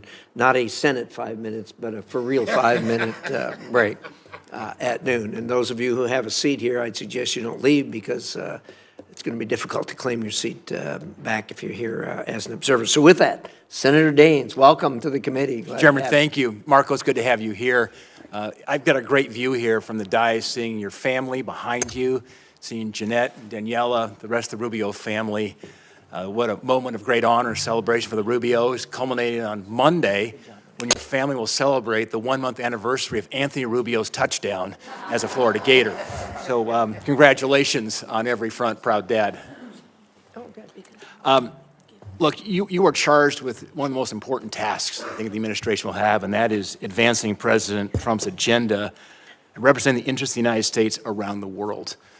I can't think of a better nominee for Secretary of State to serve under President Trump than Marco Rubio. You'll have a lot of active conflicts we're working together on as we think of what's going on in Ukraine, Israel, Sudan, ongoing nuclear weapons programs in Iran, the tyranny in Venezuela, the New START treaty that's been completely disregarded by Russia, and not to mention what we have as we think about strategies relates to China. I could continue to list the results that we saw from the Trump administration with the Abraham Accords and really moving forward here with significant substantive advancements of American interests abroad. But look, this next administration and the leadership of President Trump and your service will be extremely consequential. This posting could not be more important. Marco, as you know, Iran's the world's leading sponsor of terror. In 2024, Iran exported roughly 587 million barrels of oil, an increase of over 10% over the prior year. These illegal oil sales fund Hamas, the Hezbollah terrorism, the Houthis, the nuclear arms programs, drone technology that's being used right now by the Russians against Ukraine. These oil sales are directly resulting in global unrest, and they're costing innocent lives. Senator, if confirmed, what would be your goals and strategies to think about addressing Iran as an adversary? You asked that question at a very interesting moment. So Iran today, 2 points I want to make about Iran, and it's really important. When we talk about Iran, I'm talking about the radical Shia clerics and not the people. The people of Iran are people of an ancient civilization, an ancient culture with tremendous pride and advances. And I don't know who take great pride in their Persian heritage and identity. And I don't know of any nation on earth in which there is a bigger difference between the people and those who govern them than what exists in Iran. And that's a fact that needs to be made repeatedly. In no way is the clerics who run that country representative of the people of that country and of its history and of contributions it's made to humanity. And it's a point I wish we would continue to make. Iran and that regime is at its weakest point in recent memory, maybe ever. Their air defenses have been badly damaged. Their Shia crescent that they were trying to create has been badly damaged in Lebanon, in Syria, where they've been basically forced and driven out. Their economy is in shambles. They now are, on some days, having 6, 8, 12, 9-hour blackouts. They are on the verge of potentially, if not having done so already, having to pull back on the energy subsidies that they provide people in that country that are incredibly popular, and it would be unpopular to reverse. So they're in a lot of trouble. And now what we need to be wise about is the following. I imagine that within that regime, and I'm just saying this because of common sense, there are 2 schools of thought. There's one group that's saying, now is the time where we need to find ourselves an off-ramp. Not going to turn into really nice guys, but we're really in trouble here. We need to find an off-ramp and buy ourselves some time. And then there's another group that's probably saying, now is the time to prove that we are a nuclear power or a nuclear-capable power, enriched from 60 to 90, and press go. And that's how we're going to buy ourselves immunity from foreign action. And this is a tenuous moment in that regard, but it's one we need to acknowledge. My view of it is that we should be open to any arrangement that allows us to have safety and stability in the region, but one in which we're clear-eyed. Any concessions we make to the Iranian regime, we should anticipate that they will use, as they have used in the past, to build their weapons systems and to try to restart their sponsorship of Hezbollah and other related entities around the region, because they seek to become the dominant regional power. That's their stated goal, and it's been clear by the actions that they've taken. I think it is interesting that in a year in which, I think by October of this year, the Europeans and the E3 countries of the UK, France, and Germany have to confront whether they're going to do the snapback provisions or not, because Iran is clearly in violation of the agreement that we're no longer a part of. And in fact, IAEA inspectors have not even been in the country since 2021, if I'm correct. So I think early this week on Monday, they engaged the Europeans in talking about nuclear arrangements. So whether that's indicative of the direction they're going or not, we're going to find out. What cannot be allowed under any circumstances is a nuclear-armed Iran. What could not be allowed under any circumstances is an Iran and an Iranian regime that has the resources and the capability to restart and continue their sponsorship of terrorism. And what cannot be allowed under any circumstances is an Iran with the military capability of threatening and destabilizing its neighbors and potentially reaching the homeland as well, both kinetically and directly, and also through their surrogate groups who have long planned contingencies for attacks. And let us not forget that this is a group, these are individuals that have spent the last 5 years actively and openly plotting the assassination of the president-elect and of multiple members of previous administrations. Think about this for a moment. When is the last time you heard that a foreign government is actively, openly, and admittedly seeking to assassinate the former Secretary of State, the former and soon-to-be once again President of the United States, and others? And that people have been arrested for plotting that. This is who we're dealing with. And anything that we do with Iran needs to be clear-eyed about who that regime is, but also who the people of Iran really are, and because they're not their leaders. Marco, thank you. Shortly after the election and prior to Thanksgiving, I took a quick trip over to Central Asia. As I discussed that with you a bit, to Turkmenistan and Tajikistan. In fact, in the last 12 months, I visited all 5 of the Central Asian countries. In fact, I was bedded down, speaking of Iran, 20 miles from the Iranian border in Ashgabat, Turkmenistan. They have the 4th largest reserves of natural gas in the world. But this is a part of the world that is often neglected, but of such strategic importance. You've got Iran, you've got Afghanistan, Russia, and certainly China, as they talk about living in a submarine, as they look at multi-vector diplomacy, want to engage with the United States as the Russians and Chinese are competing for their favor. One of the first trips that I made after the election, the reason was Central Asia. There's not been a U.S. senator there in 13 years. 13 years to Turkmenistan or Tajikistan. Very important strategically. One of the first goals of the caucus that Senator Gary Peters and I created of Central Asia is to repeal the Jackson-Vanik label on the region and extend permanent normal trade relations with Kazakhstan and Uzbekistan. I realize you have a lot of priorities on your plate when you will be confirmed as our secretary, but I would say rescinding it would be a good faith indication of the Jackson-Vanik requirements that Central Asia needs right now to grow. My question is, would you work with me and Senator Peters to have your team work with us to remove this designation? Yeah, and I believe the permanent removal will require legislative action. I don't think Senator Murphy has a bill on that as well. Yours is 3 countries. Look, I think this is a relic of an era that's passed. There are some that argue that we should use it as leverage for human rights concessions or leverage to get them to go stronger in our way as opposed to Russia and the like. But I think in some cases it's an absurd relic of the past. I think it's Kazakhstan, who the Department of Commerce has already said is a market economy. In fact, I think they hosted the WTO ministerial just a couple years ago. So it's just they've met the conditions. Yeah, it's something so we will work with you on this because I think it's important. Thanks, Mark. I think it's a neglected part of the world. I look forward to working with Senator Murphy on this. You know, that C5+1, which is Central Asian countries plus the United States. Hope we can work with President Trump, actually, to think about maybe hosting some kind of a summit there. Very strategic. After the withdrawal from Afghanistan, We need more friends in Central Asia, and I look forward to working with you on that. In the time I have left, when I open up my comments, talked about all these conflicts around the world, sometimes we forget some of the most important relationships are right in our backyard, thinking about Mexico. With the nearshoring going on at the moment, a lot of production coming now into more of our time zone and hemisphere coming from China and so forth. Laredo, Texas is now the largest port in the United States. I think it's one of the underreported facts in our country. You talked about the cartels. They have command and control, certainly on the border at the moment. My question is, you think about Mexico, and you've been so active on Latin America and looking south of the United States.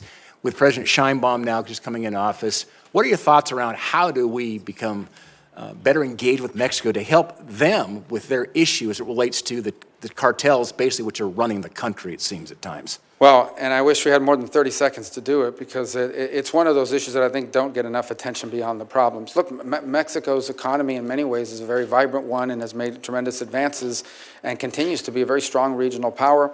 They can become frustrating at times for us because they have enshrined even in their constitution, a sort of non-aligned, non-interventionist foreign policy with regards to some of the abuses. And so it's been disappointing, for example, to see the position they've taken with regards to Venezuela and others. By the same token, our economic interests are so deeply intertwined. I think there are three areas of friction. The first is on trade and violations of trade agreements and so forth that have been laid out, and some of the things that I've seen, even as a senator from Florida, in the agricultural sector, that are going to continue to be an irritant in our relationship that we hope we can resolve. The second is the security situation at the border. And I think there's great interest, and should be on the part of the Mexicans, to bring this migratory problem at the border under control. People forget an increasing number of cases. The people crossing the border are not Mexican nationals. They are people that are transiting through Mexico. And in fact, in southern Mexico, you have seen a significant uptick in resentment against migration by Mexicans who are bearing the brunt of the costs of becoming a key element of the migratory path. And the third is the violence. And this violence at our border has to be addressed. I think they pose a threat to the United States, most certainly. The flooding us with fentanyl, the criminal activities occurring within the United States, facilitated by these groups who have become vertically integrated. These are not the Colombian cartels. These transnational groups are now vertically integrated. They are the suppliers all the way down to the street level and all the way up to the production level. They are vertically integrated criminal enterprises, but they are also threatening the sovereignty and security of the Mexican state. And as I pointed, there are journalists and there are politicians who have been assassinated for standing up to these cartels. And it tells you the amount of leverage they have over the government as a result of it. So it is in their interest, as well as ours, that we work cooperatively to take these groups apart and not allow them to continue their reign of terror, not just in the border region of Mexico, but spilling over into the United States. Great. Thanks, Marco. Thank you very much for the edification of the committee. I've just been advised that there's been a ceasefire announced in Gaza.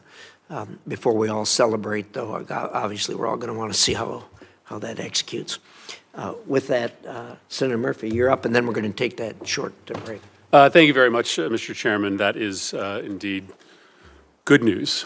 Senator Rubio, I want to talk to you about a topic that I think is going to be real trouble for you and for U.S. national security interests, at least for the first few minutes of my time, and that's the growing personal financial entanglement of President Trump, his family, and Middle East governments. I'll give you an example of what I'm talking about.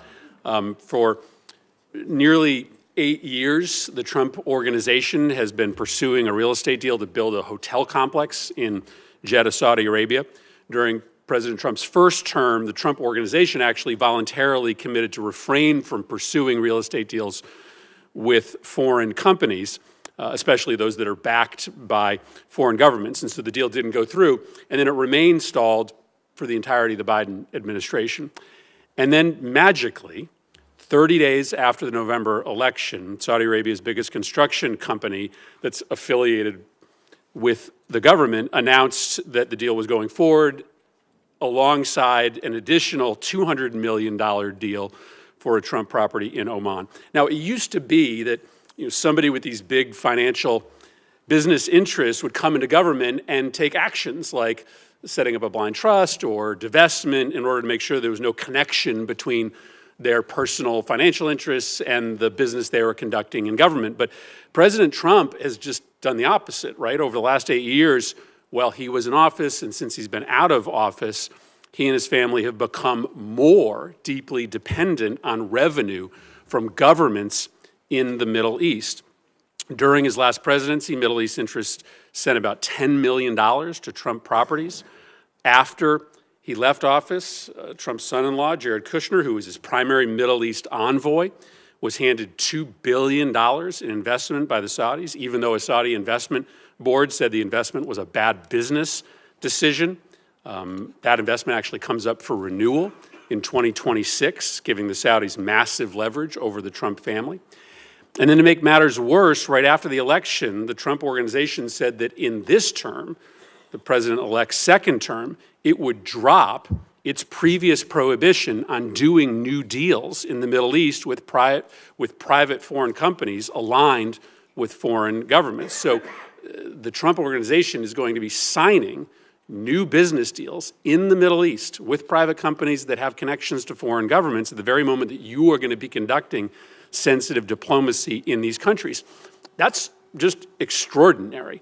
Never before in the history of this country has a president been, literally receiving cash from foreign governments and from foreign companies that are backed by foreign governments in the middle of their term.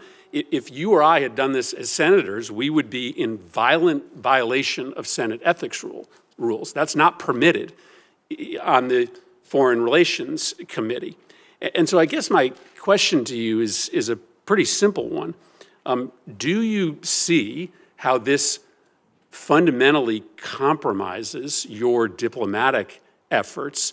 Do you have an issue, or will you raise an issue with the president about his growing financial connection with the governments that you're going to be negotiating with? Well, first of all, I am neither authorized nor in any position to give you sort of any insights into any of these arrangements you've pointed out. You know, you mentioned Jared Kushner as an example. He's a private citizen, happens to be a Floridian.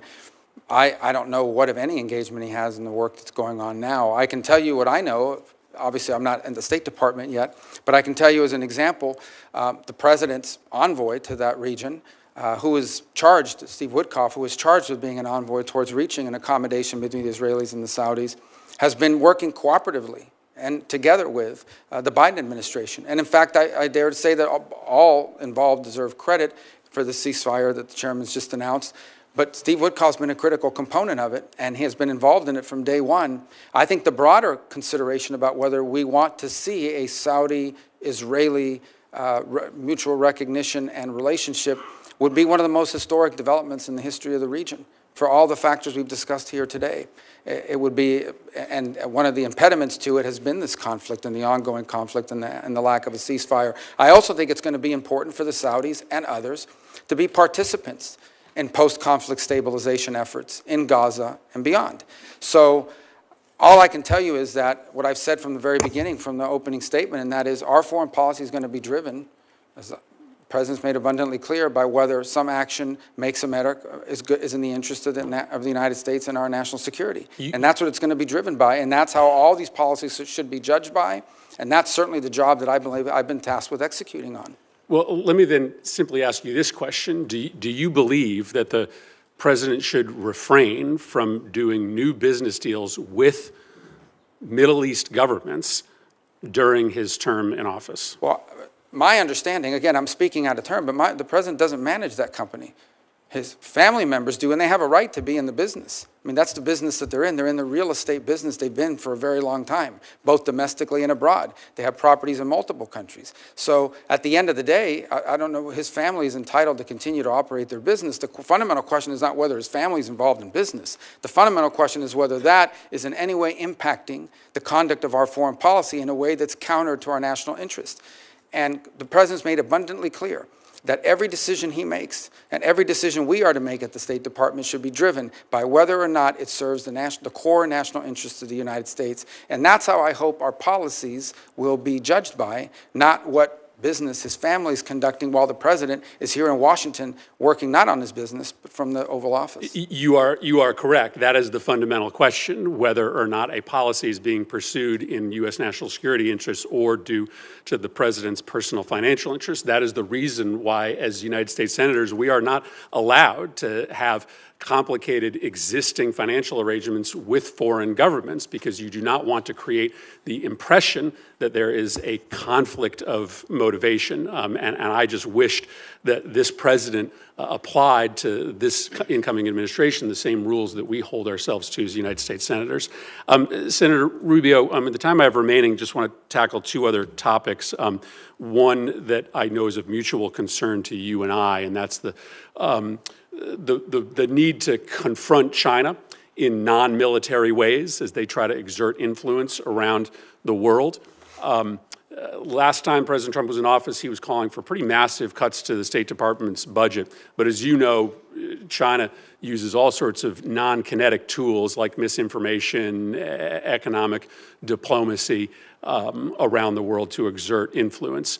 I'm hopeful that you're going to be an active voice to try to make sure that you have the tools, including when it comes to combating Russian and Chinese misinformation, to be able to confront all of the ways, many of them asymmetric, that China in particular, but Russia as well, presents challenges to U.S. interests. Just wanted to get your commitment to make sure to build that full, comprehensive foreign policy toolkit. Yeah, not only have I been someone concerned about foreign disinformation, I've been the target of it from multiple nation states. And I've learned over time that the best way to confront disinformation is through a flood of free speech that allows the counterpoints of view to be heard and understood. I think where we get ourselves into trouble, and we've learned this now, and I think multiple U.S. companies are now admitting, is when we get ourselves into a position of determining what's true and what's not, and then using the tools of government to go after that, particularly when it implicates domestic entities. But yes, it is one of the tools that they have in their toolbox. By the way, it's not just disinformation.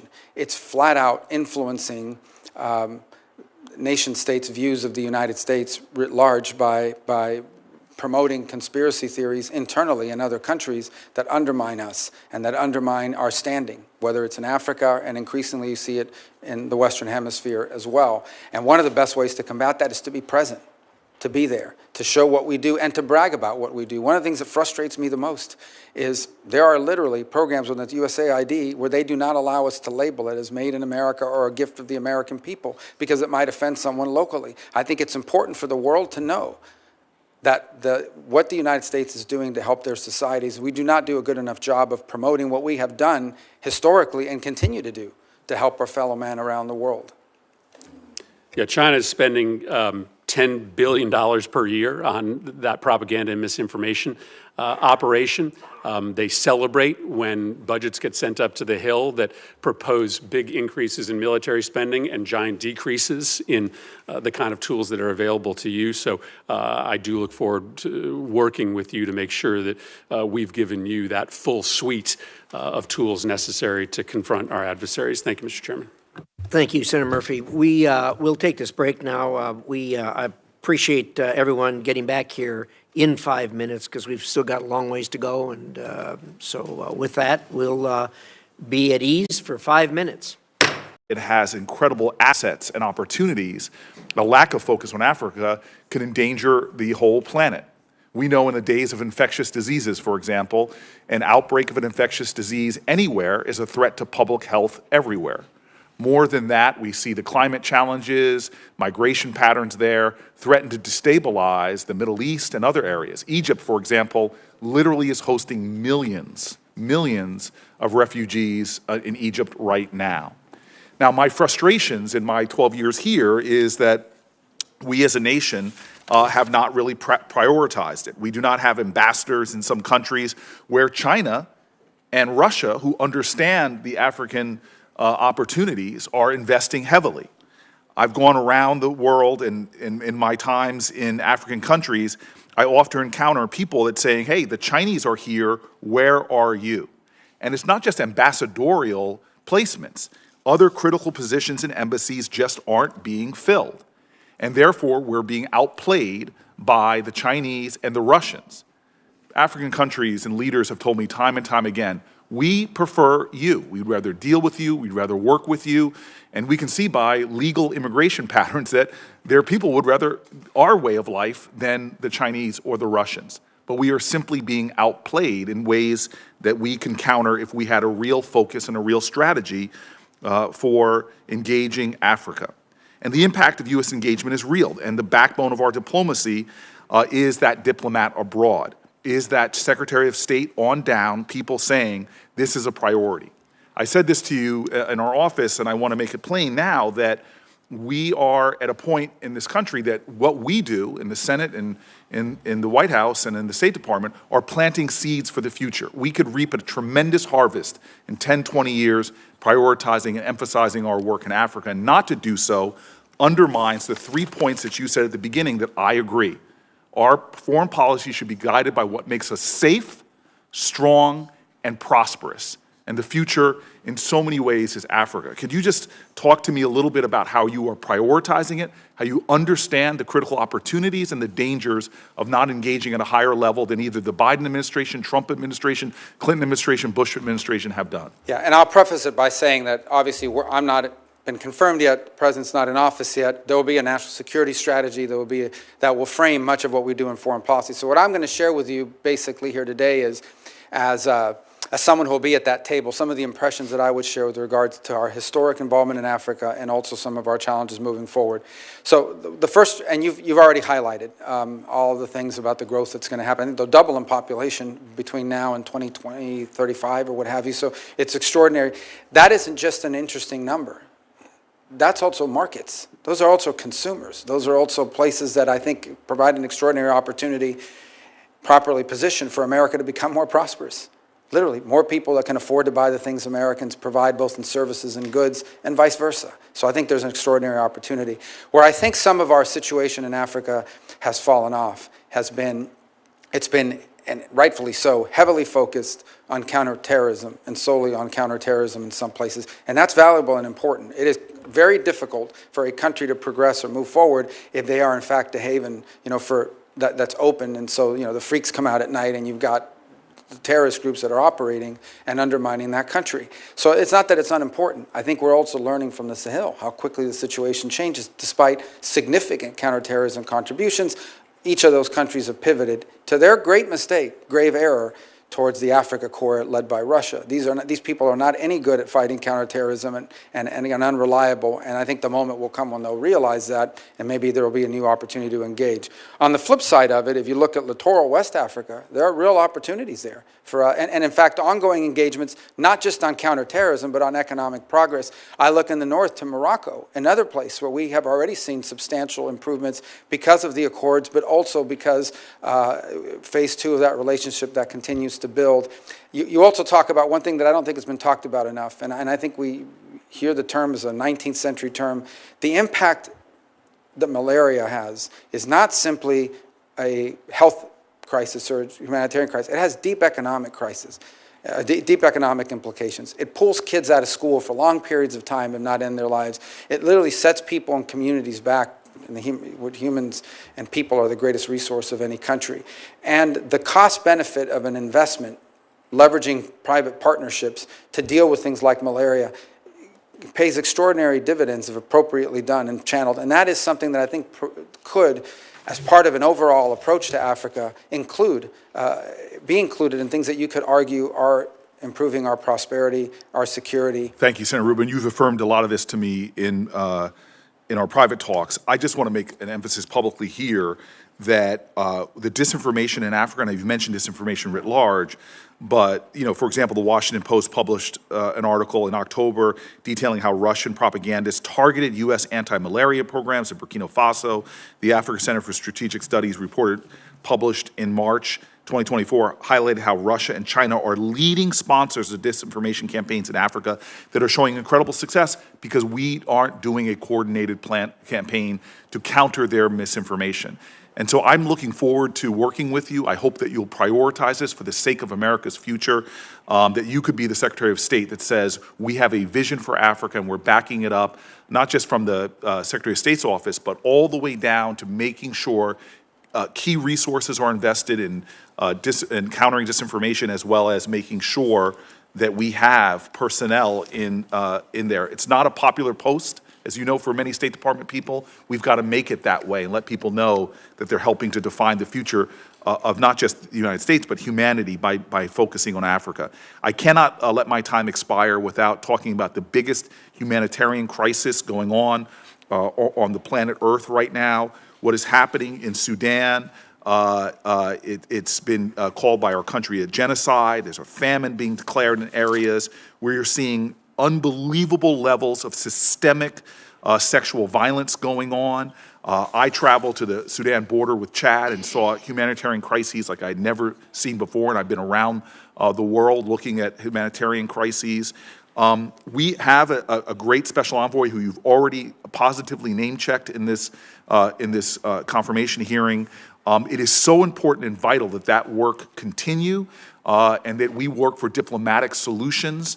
There are a lot of our allies who've been implicated in fueling this crisis. This is an opportunity to end this crisis by diplomacy, to bring about one of the most important peace processes there are. And I'm hoping that you and incoming President Trump will prioritize that. Yeah, in an era in which the term genocide has been misappropriated to almost a global slander, an international slander, this is a real genocide. By its very definition, this is a real genocide. This is the ethnic targeting of specific groups for extermination, for elimination, by groups, by the way, that are being funded by nations that we have alliances and partnerships with in other parts of the world. And we should express that clearly. I think in part of our engagement with the UAE, and it'll have to be a pragmatic engagement. I mean, they're important players in what we hope to resolve in the Middle East. And I think as part of that engagement, we also need to raise the fact that they are openly supporting an entity that is carrying out a genocide. And I think for those who are interested in going out and actually protesting a real genocide, this to be the one, and I just don't see it. I don't see people mentioning it. It is morally reprehensible that this crisis gets virtually no attention in our country, especially because of the role we should be playing. And my time is over, but I want to say this, no need to respond. But the other place on the planet that gets no attention, that we are responsible for in our hemisphere, is the crisis in Haiti as well. Correct. I know that you know this intimately. And again, I just want to keep calling out these moral omissions of our country, often, at least in the press, of an inability to focus our compassion, empathy, and understanding of our interwoven destinies with places like Africa and places like Haiti. Thank you, Senator. Thank you, Senator Booker, for that. Those are things that needed to be said. Having said that, you have underlined probably the most difficult crises we have on the planet. And I think everybody's ready to sign up on a path forward. So far, nobody's laid out that path forward. And you're right. We have an obligation to at least try to design a path forward. And when that happens, I have no doubt that we'll pull together Republicans and Democrats and as Americans to do something about this. But I'll tell you, the identifying who are the people there that are the good guys that you can partner with is very, very difficult, as you know. Thank you. Thank you, Senator Rubio, for your comments in that regard. We will move now to Senator Paul. Senator Rubio, congratulations on your nomination. One of the questions that I've asked over time to secretaries of state as well as ambassadors and others from the State Department is, can you name for me instances where sanctions have changed behavior for the better? Now, I'm not going to ask you that question now. I'm going to wait till you come back to ask you. There's a preview of what I'll ask you the next time. But the reason I bring that up is that I think hopefully people think of sanctions as a way of trying to modulate behavior. You want better behavior out of a country. A country's doing something you don't like. You'd like them to change their behavior for better through sanctions. And I think it rarely works. And I think we pile more on. Now, some would say, well, sanctions are just to punish them, and we just want to, you know, Russia invaded Ukraine, we're just punishing them. And so as punishment, they kind of work. I don't think they're deterring Russia's behavior or changing it. But really, sanctions can have effect in a couple of ways. I think the threat of a sanction, the same way the threat of a tariff can have an effect on behavior. But once placed, I think a sanction or a tariff only has effect on someone's behavior if you remove it. Now, you mentioned earlier a little bit about discussing ways to unwind some of the sanctions ultimately on Russia. People mentioned, well, we never want to let them sell energy again. No, you have to let people enter back into the world. That's how you're going to get behavioral changes. And it really will have to be part of the peace. If there is going to be a negotiated peace, the one aspect that makes us part of that war are all the sanctions. And so it really should be offered up of removing that and going back to normalcy when we can find a resolution to the war.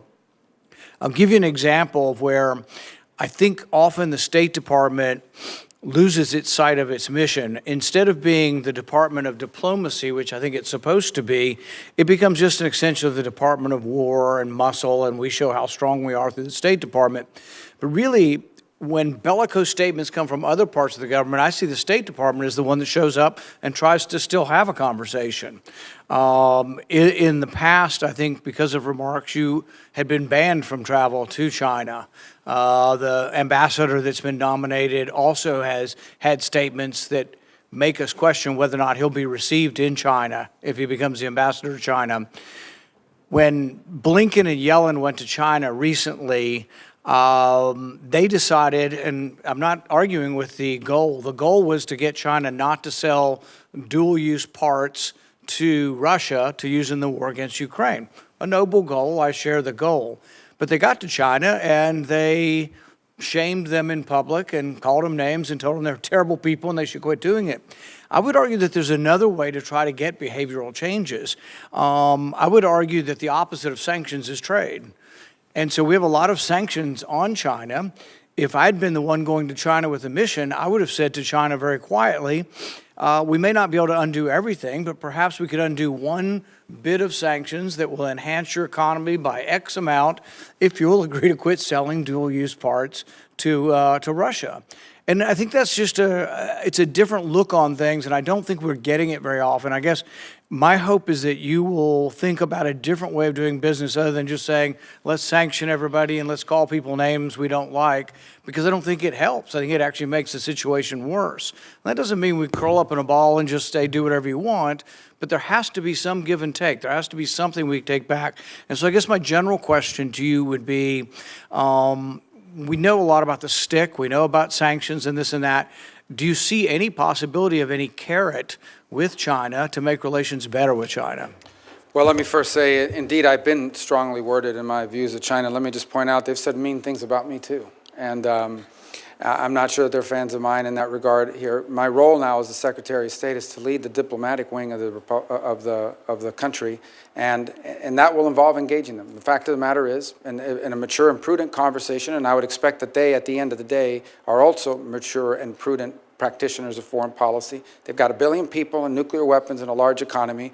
We have 400 million people, the largest economy in the world in nuclear weapons, and it is in their interest, our interest, and the interest of the world for two great powers to be able to communicate. In fact, despite everything I have said, I have consistently throughout my career said that it is that geopolitical balance between our countries, or imbalance, developing imbalance, that is the greatest risk to global security and prosperity, because that could quickly trigger not just a trade and economic conflict, but an armed one, which could be catastrophic. Never in the history of mankind have two powers like the United States and China ever faced off in a global conflict, and the outcome would be catastrophic, and we should want to avoid it, and so should they. So the bottom line is this: yes, we are going to have to deal with China. They're too big and too important in the world, and they're going to have to deal with us. And my goal is that it is dealt with in a way that furthers our national interest. What cannot continue to happen is that China continues to assume all of the benefits of the international system and none of its obligations, all the benefits of global trade and commerce and none of its obligations. Your point on sanctions are important. I think that one of the things that's happened over time is we have adopted this view that we're going to be involved in less armed conflicts, which I think is a positive, generally speaking, right? Most people would agree. The only other alternative left in the toolbox then is economic sanctions. And while I do think that you can question whether it has an impact over changing the behavior of a country, it can achieve two things. The first is it can deny a nation state the resources they could use to fund more of that activity. Let there be no doubt. If the Iranian regime had more money because of no sanctions, they would have spent more money on Hezbollah and Hamas and their missile program and the Houthis and others. So I do think there is value in that regard. And the second is, to be frank, leverage. When you sit down at a table, let's say we talk about Ukraine and the need to end that conflict, when you get and sit at the table, and the United States is involved in those conversations, hopefully, to reach a peaceful settlement of that conflict, you're going to have to give, not just get. And sanctions and the release of sanctions could be a part of that, assuming that the conditions are appropriate. So I do think sanctions also have a role to play in that regard. But I would not diminish the part about denying resources for governments and countries to carry out nefarious, denying them the ability to have the resources to carry out these nefarious activities. I think you're right, and the point is probably valid with regard to Iran. Probably not so much with China. I don't think we've denied China resources, and I think their resources extend beyond what we can do. I think our sanctions are more, prodding them, but not really damaging their economic prospects. With regard to the concept of diplomacy and how we make things better, or attempt to make things better, I think if we have absolutes, we tend to not understand really the way diplomacy has to work, because it is about engagement, it's about hearing the other side. It's not about accepting their position, but it's about at least knowing what the position of the other side is. With regard to NATO and Ukraine, to a person, the State Department under the previous administration is adamant, and so are many Republicans, that there is absolutely no way we will ever say that Ukraine could be a neutral country. That absolutely they will be, and it is our absolute prerogative to invite anybody we want to into NATO. Well, we can say that, and we have the ability to do that, but there are consequences to that, and one of the consequences is that, at least from the Russian perspective, they see that as one of the reasons why the war has developed there. And so I think that if you are looking at peace, you have to look at first you have to get to a ceasefire before you even get to real discussions. But if you had a ceasefire between Russia and Ukraine, I think our sanctions need to be on the table as far as negotiating the removal of them. But I think also the idea of Ukraine being a neutral country as far as a military alliance, if it's not on the table, Ukraine doesn't have that much to offer. I mean, Russia now occupies a good 15-20% of the country. It's been a big bloody war, and they've done it in a sort of World War I fashion, but I don't think they're going anywhere. It is at a stalemate. But the one thing Ukraine has to offer is they won't become part of a military alliance allied against Russia. Just not taking it off the table enhances our ability to negotiate and enhances Ukraine's ability. I think Zelensky's public words have been a little less firm than they had been in the past. But instead, I think we've done the opposite with our diplomacy. Every day, it's Blinken, beating the drums. They absolutely be in Ukraine.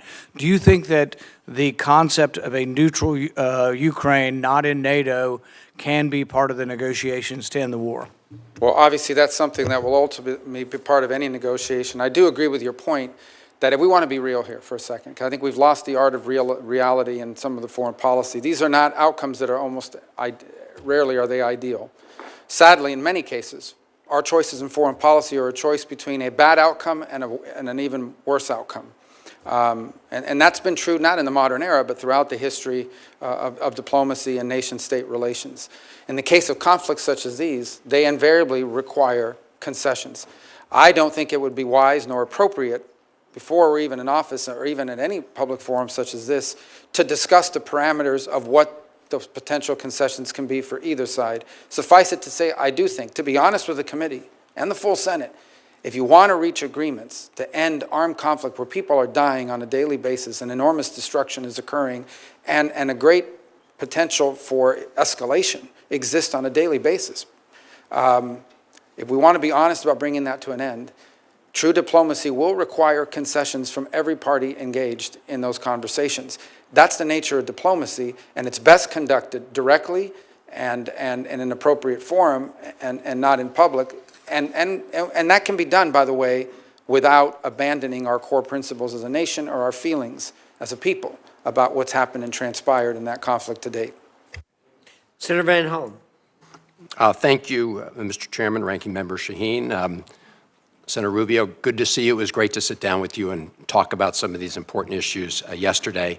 Let me just say at the outset that I appreciate your response to Senator Booker's question about what's happening in Sudan, specifically as the Biden administration just found that the RSF under Hamedi is engaged in a genocide, and we need to do everything we can to stop what's happening there. You referred obliquely to some of our sort of Gulf partners who have not done what they should be doing.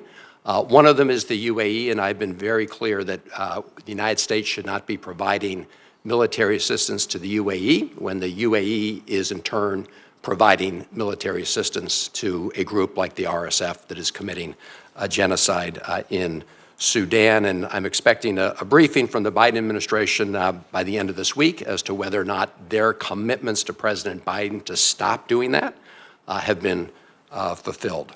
I want to pick up on a couple of the issues we discussed yesterday. One, as you know, Senator Sullivan and I are the co-chairs of the Bipartisan Foreign Service Caucus. We've passed a number of pieces of legislation through the United States Congress, most recently the Foreign Service Families Act. As you know, and we discussed yesterday, you know the importance of supporting the men and women at the State Department, including the Foreign Service, and I appreciate your willingness to work with us in the caucus to continue to make sure that they have what they need to do their jobs effectively. We also discussed the ongoing war in Ukraine and the importance of supporting the Ukrainian people against Putin's aggression, and I just want to say for the record, I support and endorse everything that Senator Shaheen said on that score, so I don't have to go into great detail.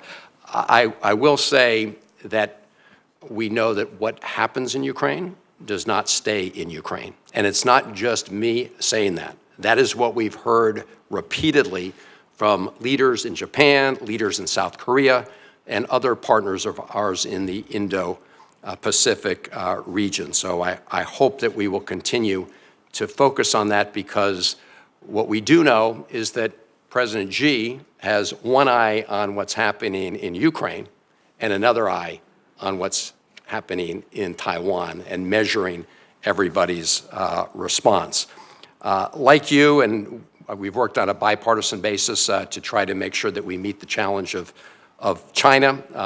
Lots of important pieces of legislation that have passed, but none yet to really rise to meeting those challenges. I do support the Biden administration's ongoing efforts to restrict the flow of very high-end technologies, the highest-end chips, to China that can be used in their military. We're going to have to work successfully with our allies to do that, just like the Trump administration back in the day worked on the Huawei issue. So my view is that we need to expand that effort.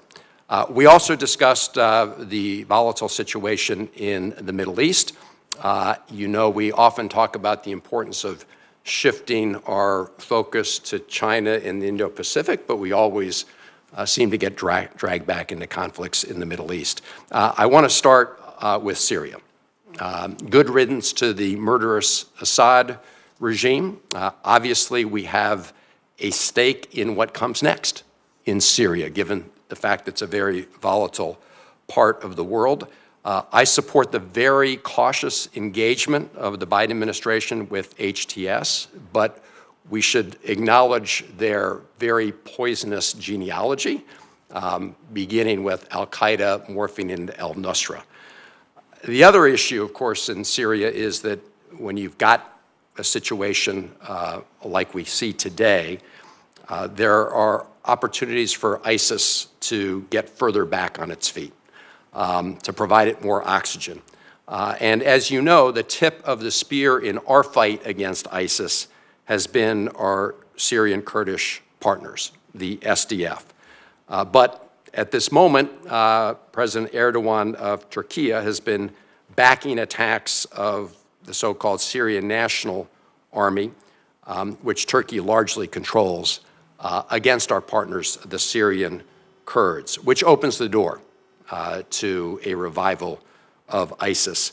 Because of the actions of the United States government, Turkey has so far paused that effort.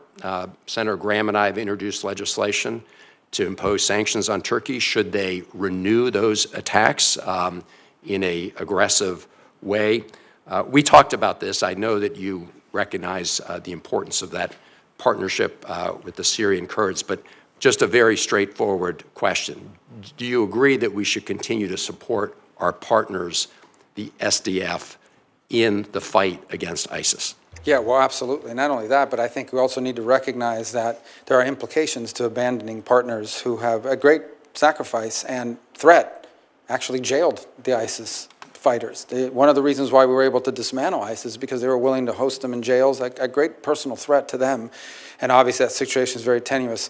I don't want to take up a lot of your time, but I do think it's important to respond to this opportunity in Syria, because it could be an opportunity. Look, the new people that are in charge there are not going to pass an FBI background check, okay? We recognize that. These are not people we know all about, and their history, as you said, is not one that gives us comfort. That said, it is in the national interest of the United States, if possible, to have a Syria that's no longer a playground for ISIS, that respects religious minorities, ranging from Alawis all the way to Christians, that protects the Kurds, and at the same time is not a vehicle through which Iran can spread its terrorism to Hezbollah and destabilize Lebanon, not to mention what's happened in other parts.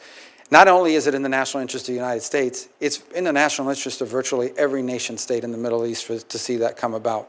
That is worth exploring. There is an interesting dynamic at play, and Senator Paul asked a moment ago about the impact of sanctions. I would argue that the Caesar sanctions directly contributed to the downfall of the Assad regime in many ways.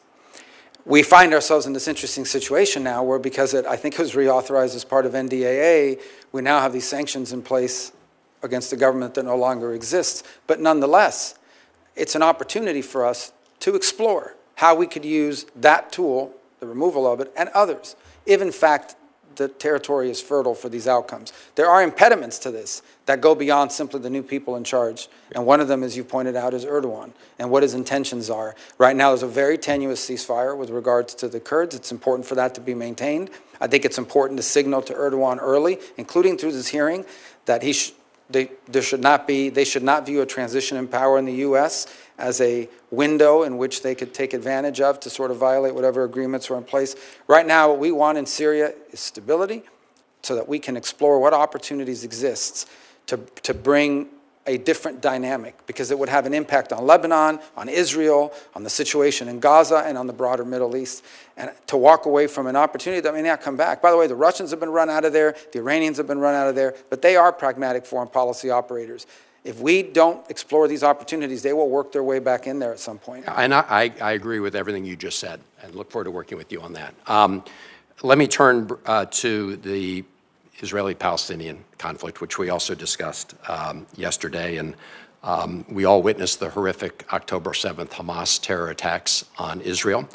We've also witnessed the devastation and human rights catastrophe in Gaza. Like you, I've met Israeli families who lost loved ones on October 7th. I've met with hostage families. I've also met with Palestinian families who lost kids and other innocents in this war. So I was very pleased to see the announcement today of the ceasefire and the return of hostages. Let us pray that it holds and that it is implemented. But of course, as we discussed yesterday, the question is what happens next.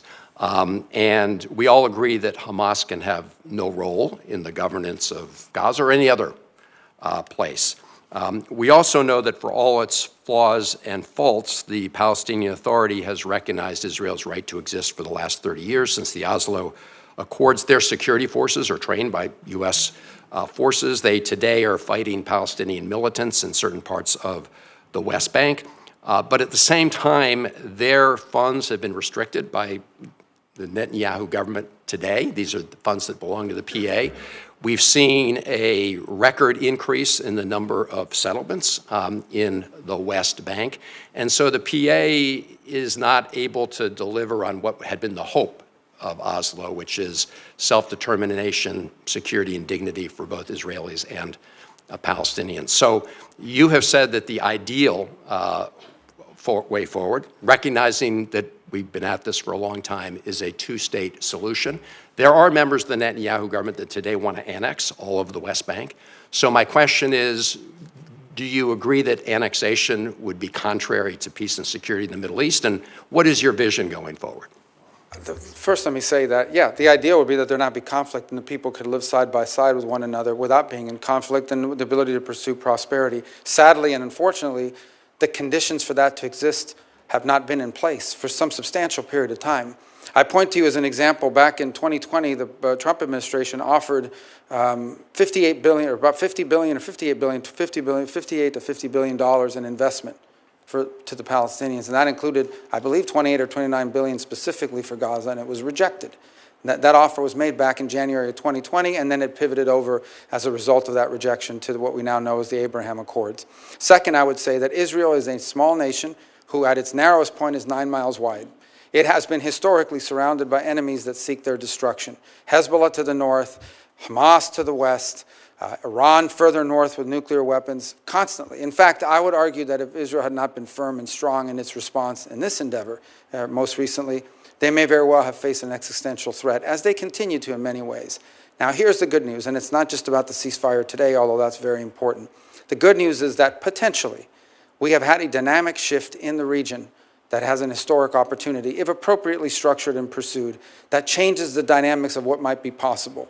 And that, we've discussed Syria, we've discussed events in Lebanon quite a bit as well, the degrading of the Iranian capability, which I hope will continue, and hopefully the ability to reach some agreement between Israel and Saudi Arabia on normalization and being able to engage both for their mutual security and also economic prosperity.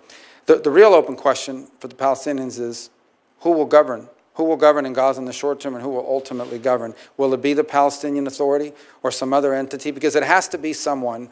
That was the initial goal for Gaza when the Israelis withdrew from there, and they turned it over. And they turned it over with greenhouses, and they turned it over with all kinds of economic development. Hamas won an election. They took over, and they destroyed the place and built tunnels for terrorists to operate from. So the key is not simply governance. It's who will govern. You can't turn it over to people who seek your destruction. And so I do think this is a very complex issue, and I think that's understating it. We all recognize it. But I also believe that we should not underestimate the potential opportunities that now exist, and it'll take some time to fully understand what those are, that perhaps open the door to things that were not open in the future. But from the Israeli perspective, which I fully understand, it begins with their existence. Because you cannot coexist with armed elements at your border who seek your destruction and evisceration as a state. You just can't. No nation on it. We wouldn't tolerate it, and they can't either. And it begins with having that level of security, and if they do, then I think there are opportunities that come about as a result of it. Those opportunities historically have not existed in recent times. Perhaps we're living in an era where that will be, the likelihood of it is higher because of recent events, unexpected events in Syria and Lebanon and other places. Senator Scott. Thank you, Chairman. So I was in Miami, or Hialeah on Monday, and when there was a video where you were recognizing Elena Garcia and Dario Fernandez and Tomas Regalado, everybody applauded. They're so excited about your being the Secretary of State. Your homegrown son, and so they're just all excited. The other thing they're excited about is that they have somebody that is going to care about Venezuela and Cuba and Haiti and Nicaragua, all the problems, because you've been so vocal. So I guess, can you just go through sort of one by one and say, look, we know what are our options? Not that you know exactly what you're going to do, and a lot of these decisions will be made by somebody else anyway, but what are, like right now, look at what's going on in Venezuela. The Biden administration's allowed oil to flow. He stole the election, completely violated what Biden told him he would do. Maria Corina Machado probably was only alive because of your hard work making sure that Donald Trump put a tweet out. You look at Cuba now. They just dropped the state-sponsored terrorism, which makes no sense. We've got people like Jose Daniel Ferrer in prison. Kids as young as 14 in prison for peaceful protests. So, give me some of your ideas of what is possible. Let's take one, but let's start with Haiti, because in many ways it's globally complex, and I think the chairman sort of alluded to this a moment ago. There's a fundamental problem in Haiti, in that there is no legitimacy of authority. And I say this in recognition of the fact that some of the national police forces in Haiti have been extraordinarily brave. Despite being outgunned and outmanned, these guys and gals have stuck at their post and fought back against armed gangs. You know, when the most powerful person in any nation state is nicknamed barbecue, that is not a good thing. And this guy obviously is not named that for good reasons. He's not a cook. These are bad gang elements that are operating within Haiti and have destabilized not just Haiti, but threaten to destabilize the Dominican Republic, not to mention the migratory pressure that it places on the United States, on the Bahamas, and on other places in the region. There is no easy answer. The Kenyans are there, and I can tell you, I think they deserve a lot of credit for being willing to take on that mission. In recent days, missions from various other countries have arrived, El Salvador being among them, to sort of contribute to that effort. I don't think anyone can tell you they have a master plan for how you fix that overnight. I do think it does begin with stability and security. You've got to establish some baseline security, and it's not going to come from a U.S. military intervention. So to the extent that we can encourage foreign partners, and I would include foreign partners in the Western Hemisphere, who should be contributing to this effort, to provide some level of stability and security in Haiti so that you can explore the opportunities to have a transitional government that has legitimacy, that can ultimately lead to the conduct of elections, and then have governing bodies in that country that can bring about a nation state that can begin to build some of the things you need in order for permanency. But it's going to take a long time. And I say this with sadness in my heart. There have been good times, and there have been bad times and worse times in Haiti, but sadly, there's not really been a golden era in Haiti's history, and your heart breaks for these people and for what they've gone through. But you also, as a policymaker in the United States, recognize the implications it's had on our country. It's not just in the migratory pressures it's placed on us, but as I pointed out earlier, the threat it poses on a daily basis to destabilizing the Dominican Republic. You mentioned Nicaragua. It's a very weird situation, for lack of a better term. The Sandinistas earlier, one of the first things they did in the new year is they kicked out every nun in the country. They've gone to war with the Catholic Church, which was the last institution in the country capable of standing up to them. But now they've begun this process of amending their fake constitution to basically create a family dynasty, so that Ortega and his wife will now be co-presidents. There's no democracy that's been completely wiped out. They have literally put plane loads of opposition figures and exported them here to the United States and around the world. They literally arrested anyone who signed up to run for president. They arrested every single, you signed up to run for president, they put you in jail. So it's a big challenge, but our national interest is most challenged.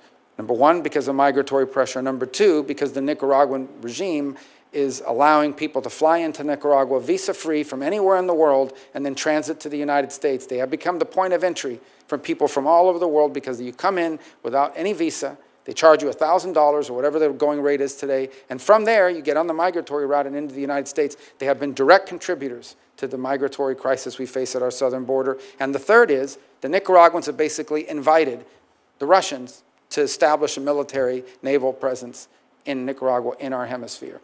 That poses a threat to our national security. That needs to be addressed. Venezuela, sadly, is not governed by government. It's governed by a narco-trafficking organization that has empowered itself of a nation state. And we have seen, I believe, upwards of 7, 8, 9 million Venezuelans have just left the country. More are expected to leave. I was in strong disagreement with the Biden administration because they got played the way that I knew they would get played. They entered into negotiations with Maduro. He agreed to have elections. The elections were completely fake. They leveraged migration against us to get those concessions, and now they have these general licenses where companies like Chevron are actually providing billions of dollars of money into the regime's coffers, and the regime kept none of the promises that they made. So all that needs to be re-explored. Because in Venezuela, you have the Russian presence, you have a very strong Iranian presence. The Iranians, in fact, are exploring, or in fact are beginning to build drone factories for the manufacture of Iranian drones in our own hemisphere. Not to mention the long practice of the Venezuelan regime of providing real but illegitimate passports to operatives for Hezbollah in our own hemisphere.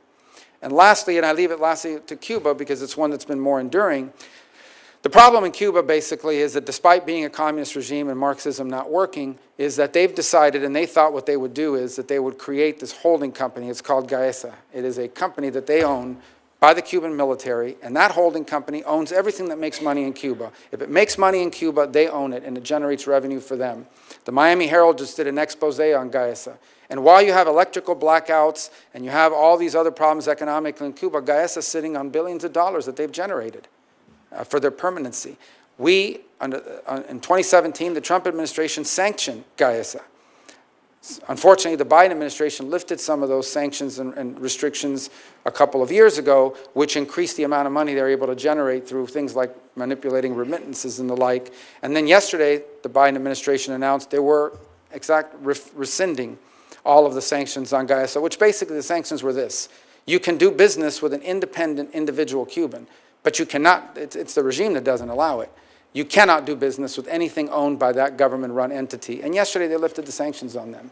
Now, the new administration is not bound by that decision, but nonetheless, that's what's in place. Ultimately, the reality, the moment of truth is arriving. Cuba is literally collapsing, both generationally in terms of all the young people leaving, but it's also collapsing economically. They are now living on 20 and 21-hour rolling blackout and some days longer because Marxism doesn't work, because they're corrupt, and because they're inept. And they're going to have a choice to make, those that are in charge there. Do they open up to the world? Do they allow the individual Cuban to have control over their economic and political destiny, even though it threatens the security and stability of the regime? Or do they triple down and just say, we'd rather be the owners and controllers of a fourth world country that's falling apart and has lost 10% of its population in the last 2 years? And that's a dynamic that they're facing right now. I hope that they will choose the path of empowering the individual Cuban so that the individual Cuban has the ability to do what the peoples of virtually every other country in the hemisphere have been able to do at least once in the last 60 years, and some more than once, and that is elect their leaders, vote for their leaders.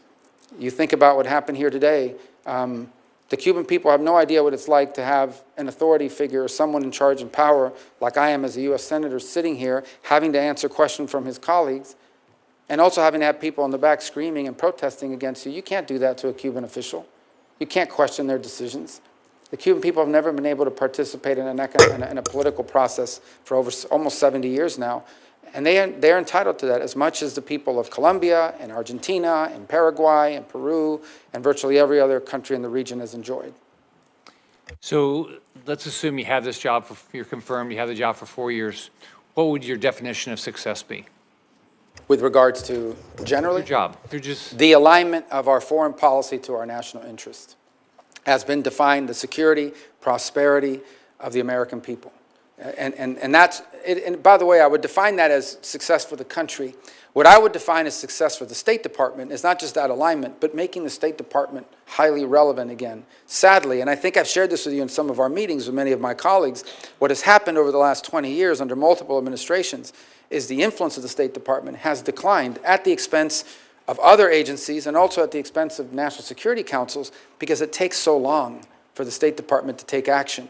And so increasingly you stop getting invited to the meetings and they stop putting you in charge of things because it takes too long to get a result.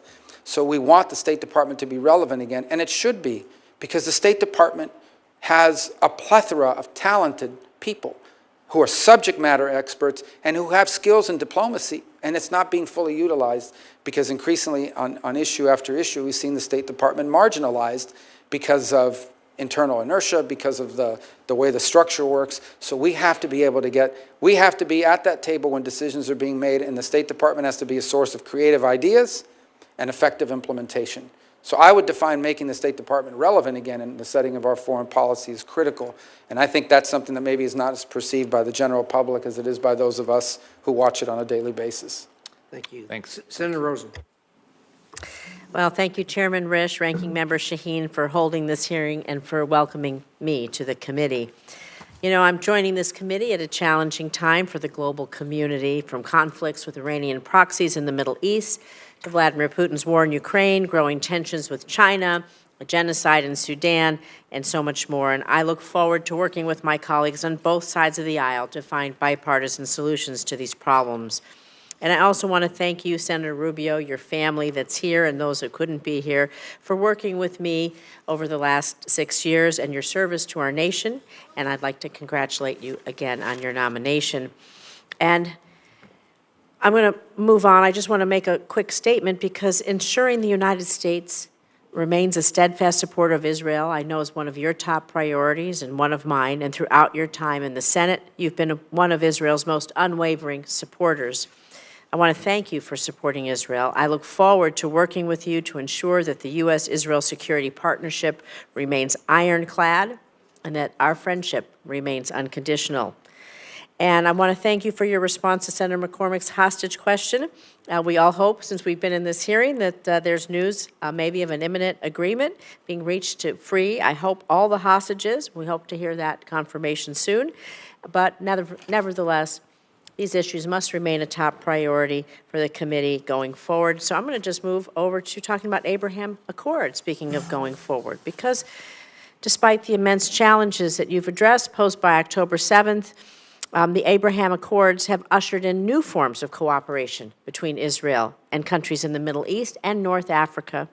As one of the founders and co-chairs of the bipartisan Senate Abraham Accords Caucus, I firmly believe the U.S. should continue building on the accords by deepening people-to-people ties, soft diplomacy, if you will, and widening the circle of partnerships with Israel to new countries.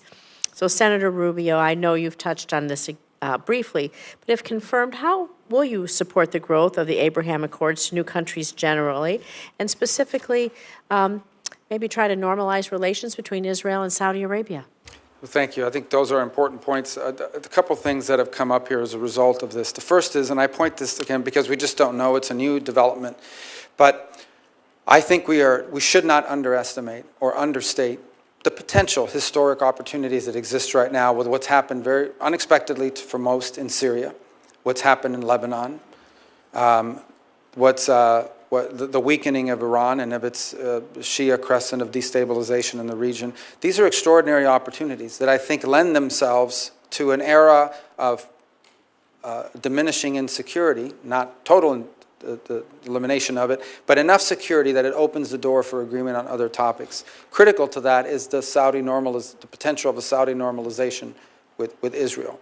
And I think that, as broader context of the Abraham Accords, I think would be historic in nature and I think provide extraordinary benefits to the world and help bring a level of stability and peace to an area that, frankly, has not had it, one could say, for thousands of years, but certainly in my lifetime. You talk about what we could do to build on it. I think the most important part of any arrangement of countries that enter into these agreements that historically have been difficult is there has to be a benefit to it. They have to perceive that there's a benefit to it, particularly among themselves. Like, what is the benefit to a country? What benefits will Saudi Arabia derive from being in recognition of Israel and vice versa? And I could think of a variety of things, whether it's advances in what their investments in high tech, and how Saudi Arabia wants to diversify its own economy, the ability of cross investments, and also, frankly, of security. Because for the foreseeable future, I think most anticipate that there will be a mutual threat from Tehran. It may not be openly stated as a military alliance, but it's certainly a security, certainly one that I think they both have a mutual interest in, and which I think the U.S. could be a very strong partner in providing those assurances as well. So I do think there's a real opportunity to expand it, and it won't be without irritants. There's no doubt about it. There won't be without irritants. That we're still going to have some issues with UAE or Saudi Arabia, but we also have to be pragmatic enough to understand what an enormous achievement it would be if, in fact, not just you get a ceasefire, but you actually, that leads to the opening, the opportunity of a Saudi-Israeli partnership and joint recognition. What that would mean to the region is historic. And you've talked about potential opportunities going forward, and we talk about maybe not just with other countries, but how does the private sector get involved in creating the building and sustaining the normalization in areas of water insecurity, power insecurity, healthcare, technology? We know that there are ways that we can do this. They have been doing it. How does the private sector feed into this? I think from an economic and development perspective, they're the linchpin of it. I think one of the things that could come about as a result of an agreement between the Saudis and the Israelis is that companies and institutions in both countries would now be open and able to invest in and or partner in the economies of each other. So the Israelis, as an example, have made extraordinary advances in agricultural production. Because of geographic constraints. They've had to be incredibly creative and nonetheless have been able to, and I think the Saudis would benefit from that greatly. Likewise, I think that we know, as a startup nation, that the technological capabilities and advances that the private sector has made in Israel, and that I think would be a great interest to the Saudis in partnership. In reverse is, I think, some of the energy resources that Saudi Arabia could provide, some of the financing for projects that they work together on. The linchpin of all of these is private sector engagement. But without the governmental imprimatur, or without the government creating the pathways for that to be possible because of recognition, because of diplomatic relations. That's what opens, because those don't exist, that hasn't been able to happen. This would open the door for that, and I think be transformative. Thank you. I want to continue a little bit on this theme because, of course, a lot of this also has a nexus with combating anti-Semitism, and, of course, anti-Semitism domestically and abroad. I probably founded the first ever Senate bipartisan task force to combating anti-Semitism. You and I have done a lot of work there. You're a member of the task force, and we work closely with the Special Envoy's office at the State Department. We know that global rates of anti-Semitism, they are skyrocketing. It's critical the White House ensures the special envoy in their office is sufficiently staffed, supported, and resourced. So I know we've talked about this in our meeting, and of course, like I said, we worked on this before. Can I have your commitment that you'll work with the White House to do two things? Quickly nominate a qualified candidate to be special envoy. Quickly and qualified, we really need to get somebody on board. Yes, and I think it needs to be someone that, as we've discussed, also enjoys broad support across different sectors. But the key ultimately is, there was I don't know if it was a study or a survey or something that came out yesterday, but it showed something that's really disturbing. I think it said 60% of people on Earth hold anti-Semitic views, according to this poll, or in 60% of the countries, but I think it's at 60%. Look, unfortunately, bigotry and hatred has been a part of human nature from the very beginning, but anti-Semitism is a unique danger. The suffering that it inflicted on the world historically, but in the last century, is unimaginable and can never be allowed to be repeated. And it's something that we should make sure we're constantly speaking out against and identifying for what it is. I think the U.S.'s role as a leader in speaking out in that regard is indispensable. And we need to be forceful about it. One of the things that's most troubling is what seemed to me that one of the things that's undermining the legitimacy of many of our international organisms is they've become havens for anti-Semitic activity. That oftentimes is disguised as anti-Israel, but I believe is frankly anti-Semitic. And of course, we've seen incidents of that in the United States as well. We cannot ignore what anti-Semitism has cost humanity in the past, because if that lesson is forgotten, it will very quickly repeat itself potentially in every region on the planet. Thank you. I want to just quickly, a yes or no. We know you've talked a lot about how important deputies are in mission sets of different things. We know that if we don't have a deputy envoy in place, they keep the wheels turning. They keep the organization going for waiting for the special envoy to be confirmed. Do I have your commitment that we'll quickly put in a deputy envoy to make sure that the work can continue until? Yeah, we'll work to do that as soon as possible. Thank you. I wanted to, I only have 56 minutes. I do not have 56 minutes. I have 56 seconds. That would be a little crazy. I know that the first Trump administration created the Women's Global Development Prosperity Initiative. It was the first whole-of-government initiative to promote women's economic empowerment, dedicated global resourcing for these activities. As Secretary, will you commit to continuing to expand on the WGDP initiative, and if so, in what ways? Yeah, and that was a high priority of Ivanka Trump, who's no longer going to be in government, but was at the time, and she worked on that very much, and I was a supporter of it then, and look forward to being a supporter of it now, if confirmed. Thank you. And we got that 56 minutes went awfully fast. There you go. I yield back, Mr. Time Chairman. flies. You yield back all 8 seconds? Yes. Senator Cornyn. Thank you, Mr. Chairman. I can barely see you down there. I know. I was there one time. They had to extend the dais so Senator Curtis and I could actually sit with at the big boys and girls table. So, Senator Rubio, it's great to see you. I have complete confidence in your ability to lead the State Department. I think it's an inspired choice, and you couldn't be better prepared for that job.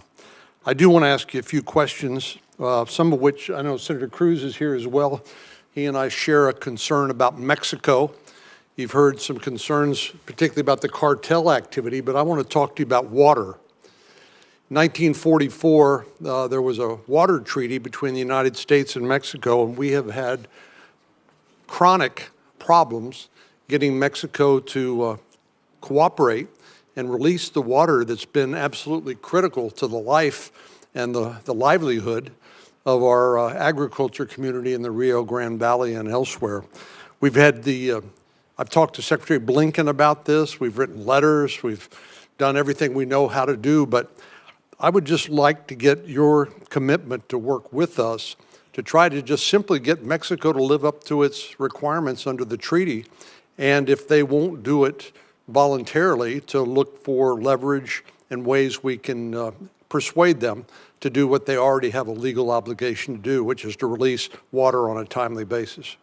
Absolutely, and I think one of the reasons why we need to do that is twofold. The first is because it has real implications, not just for the state of Texas, but broadly for the United States. But the second is because I think this has become part of a pattern, and I would argue part of a pattern in a number of international arrangements, but in particular international arrangements with Mexico, in which you can strike any deal you want or sign any document you want, but if you're not willing to prioritize its enforcement, you are encouraging others to get away with the same thing, and at the same time, you're undermining the willingness of people to commit to enter into agreements in the future. And this has become we've seen it with USMCA, frankly. We've seen it with a variety of other commitments that have been made by partners in other parts of the world, and we're seeing it with this treaty. Where there is a treaty, they have obligations under it, and they don't seek to meet it. And it's part of the broader challenge that I alluded to in my opening statement, which is we've entered this era where we've entered into all these international arrangements, but oftentimes they've been weaponized against us, either through noncompliance or through a creative reinterpretation. And that extends to trade all the way down to treaties such as this. Speaking of Mexico, I know that in different quarters we've had people suggest that the cartels be identified as a foreign terrorist organization.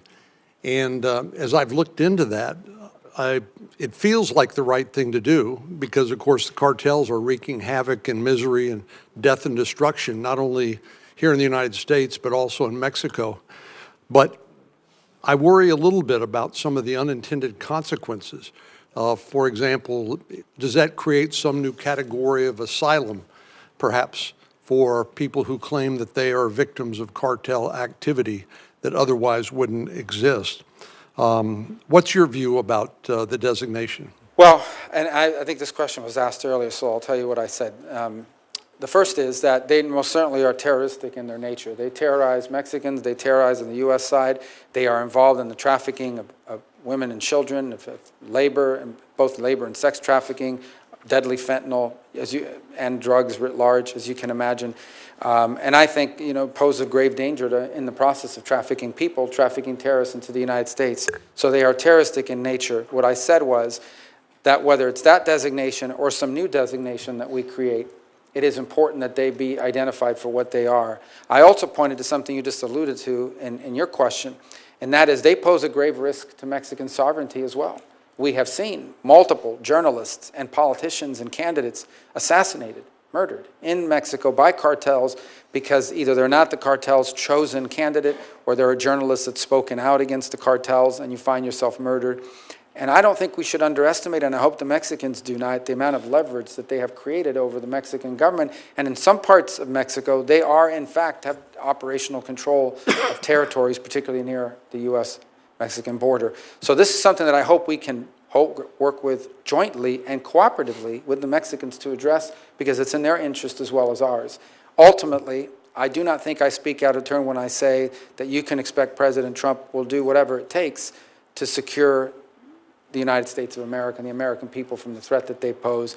But it is my sincerest hope, and frankly, I think the most productive outcome would be if we could do so in partnership and cooperation with the government of Mexico, who I know shares many of our concerns. Well, that certainly should be our first choice, but I have the same confidence you have that President Trump will send a very clear message and follow that up with decisive action to persuade Mexico to do what it is in its best interest, and because it's an intolerable situation right on our southern border. We can't get a divorce. We got to make the marriage work somehow, and but it's a troubled marriage, shall I to continue the analogy. Let me talk to you briefly about the Foreign Agent Registration Act, which is within the jurisdiction of this committee.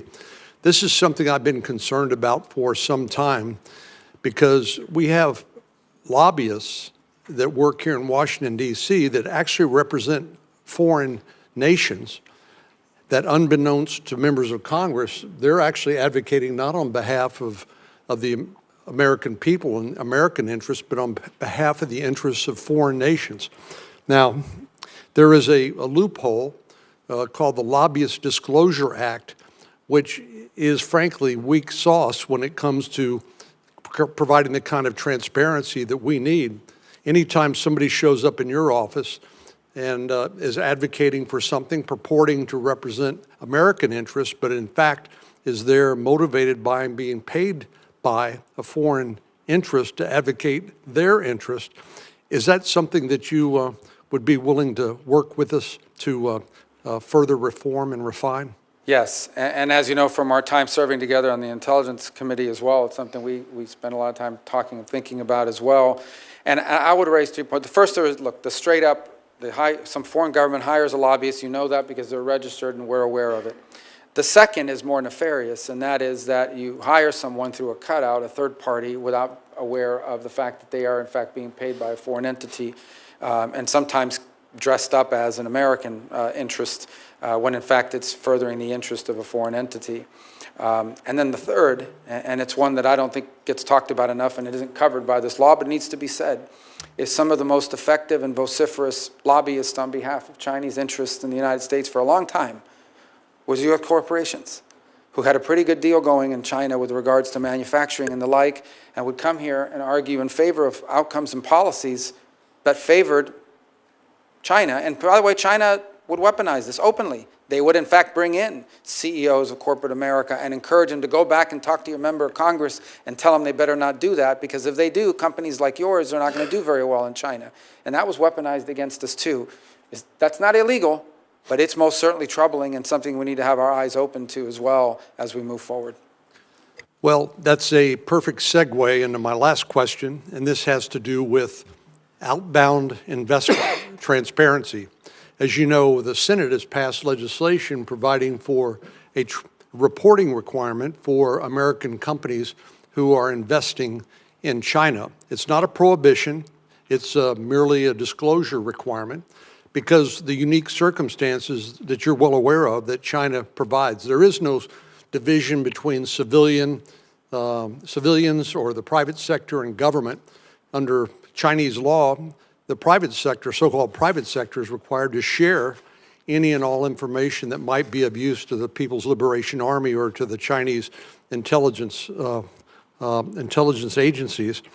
And it is not a stretch to say that due to the tactics of people like, or strategies really, of people like Deng Xiaoping, who said, hide your motives and bide your time, we've seen massive U.S. investment in China, which has not only helped them rebuild their economy, which is fine, but more ominously rearm their military, modernize their military so that they become a threat not only to their neighbors in the region, but to world peace. We can all imagine a nightmare in which China decides to take Taiwan, which President Xi said he's committed to do. So I think it just makes sense for us to have more transparency so that as policymakers, we can then figure out what is the right policy. I could care less whether American companies want to build more Burger Kings or Starbucks in China, but I do care if American companies are investing in dual-purpose technology or in ways that would undermine the national security of the United States. Do you share that concern? Absolutely, and in fact, I shared it beyond just simply what you've discussed. This was a few years ago when the Thrift Savings Plan, the retirement, 401k basically for federal workers, was investing in funds that are going directly to Chinese military use. So you think about it, there were people serving in the armed forces of the United States whose retirement funds were being invested in companies that were building the weapons designed to one day blow the ship that they served on, even the Indo-Pacific. And in the case of other private sectors, you're right, every sector is not created equal in terms of the threat they pose to our country. But at a minimum, we should have insight into whether American investment dollars, be they institutional or individual, are going through the funding of activities designed to undermine the United States of America. That's a core national security interest. Thank you, and Godspeed. Senator Kane. Thank you, Mr. Chair. Ranking Member Shaheen, welcome the opportunity to work with you in this Congress. Senator Rubio, congratulations on your nomination. If you're watching the hearing, you probably notice senators coming in and out, and most people understand why that is, but for those who don't, we have a lot of other hearings, a lot of other responsibilities. We get in a queue and kind of know when our questioning time is coming up. I decided that I would show up, albeit 11 minutes late, and stay because this is so important to the country and to me. But I think for those of you who have watched this hearing that was gavelled in at 10, what you've seen is a nominee who is extremely well prepared. We're used to seeing nominees who know a lot about a couple of things, and sometimes who know very little about virtually everything. But I think you've seen a hearing with a nominee who agree or disagree with the points he's made. He's not talking out of a briefing book. He's not having a thumb through a binder to decide how to answer a particular question. I've always been struck in working with Senator Rubio on this committee since I came to the Senate in January of 2013 that he has a very well-developed sense of the world and a passion and interest in all corners of it. I was particularly happy that he was nominated for two reasons. One, we have worked together significantly on legislation touching many different areas over the years, and one was referred to by Senator Shaheen, legislation to send a clear message that NATO and the U.S. participation in NATO is not just simply an executive priority that could come and go depending upon the Article II Commander-in-Chief, but it was also something so important that Congress would say that the membership of the United States in NATO is something that Congress would want to weigh in on should there ever be a decision by an executive that we should back out of NATO. And I think sending that message from Congress has been a very important thing that has led to a NATO that is expanding. Finland and Sweden, where the polling would have been de minimis 10 years ago for joining NATO, are now in. And I think a strong message from Congress is part of that. Obviously, the fear of Russia is a huge part of it, but a strong message of congressional support is part of it. I'm particularly proud that the Virginia National Guard has now struck a deal under the State Partnership Program where we are partners with the military in Finland, a very capable military. And the first exercises of the Virginia Guard with the Finnish military will start next month. I'm very excited about that. The second reason I was particularly gratified to see Senator Rubio nominated for this position is he cares about the Americas. I cast my first vote in a presidential election in 1976. I have not seen a single administration, Democratic or Republican, that has devoted enough attention to the Americas. We devote attention to it in a time of crisis and then move our attention elsewhere. It seems like secretaries of state have often thought that the world only has an east-west axis and not a north-south axis, and Senator Booker addressed that with his questions around the attention that should be paid by the United States to Africa. I feel that very strongly about the Americas. I don't have to ask Senator Rubio questions to gauge his interest and attention level. Everyone who comes before the committee tells us they're really interested in the Americas, only to find that they end up spending all their time somewhere else. I don't have to ask that question of this nominee to know that he has a passion about the nations that are our nearest neighbors, a passion about the nations who are so connected to us in our cultural roots and in our family ties.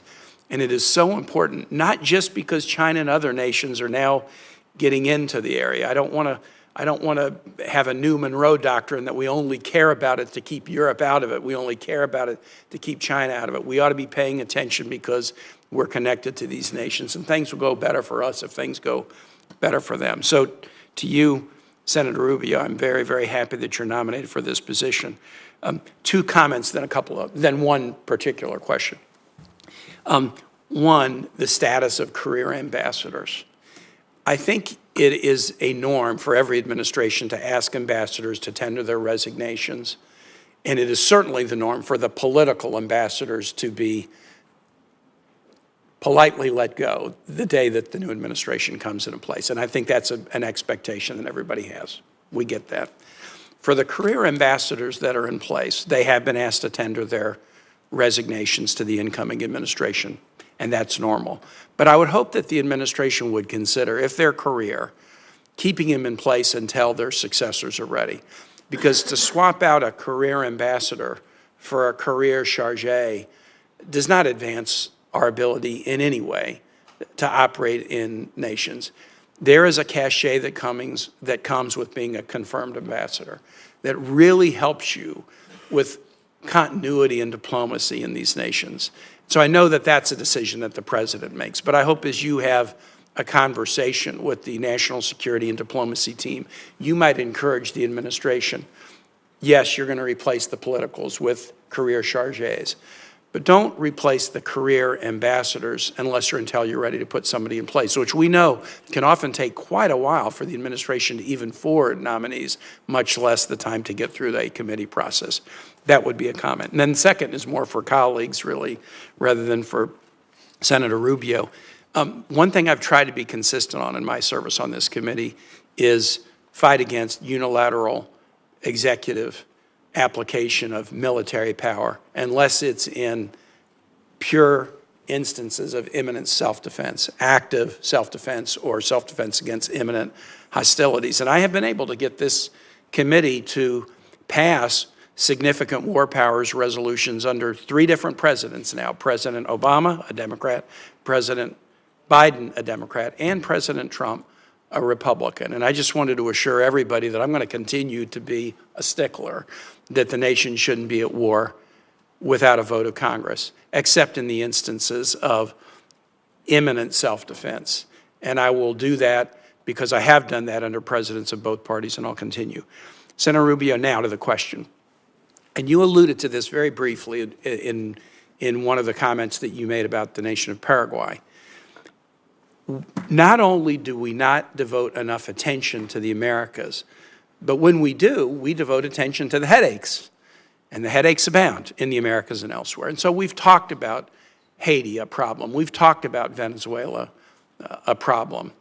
But so often we don't pay attention to lift up, elevate, provide resources to celebrate the nations in the Americas that are doing things right. And so when I travel through the region, and I'm sure you've heard the same thing, I hear these nations that are doing things right. Why won't you pay attention to us? Ecuador threw out a pro-China government, put a pro-U.S. government. All they wanted was a trade deal. We want to be closer to the United States. We're the only nation on the Pacific coast of the Americas that doesn't have a trade deal with the United States. This administration, I've been critical about the Biden administration, didn't do anything to advance that cause.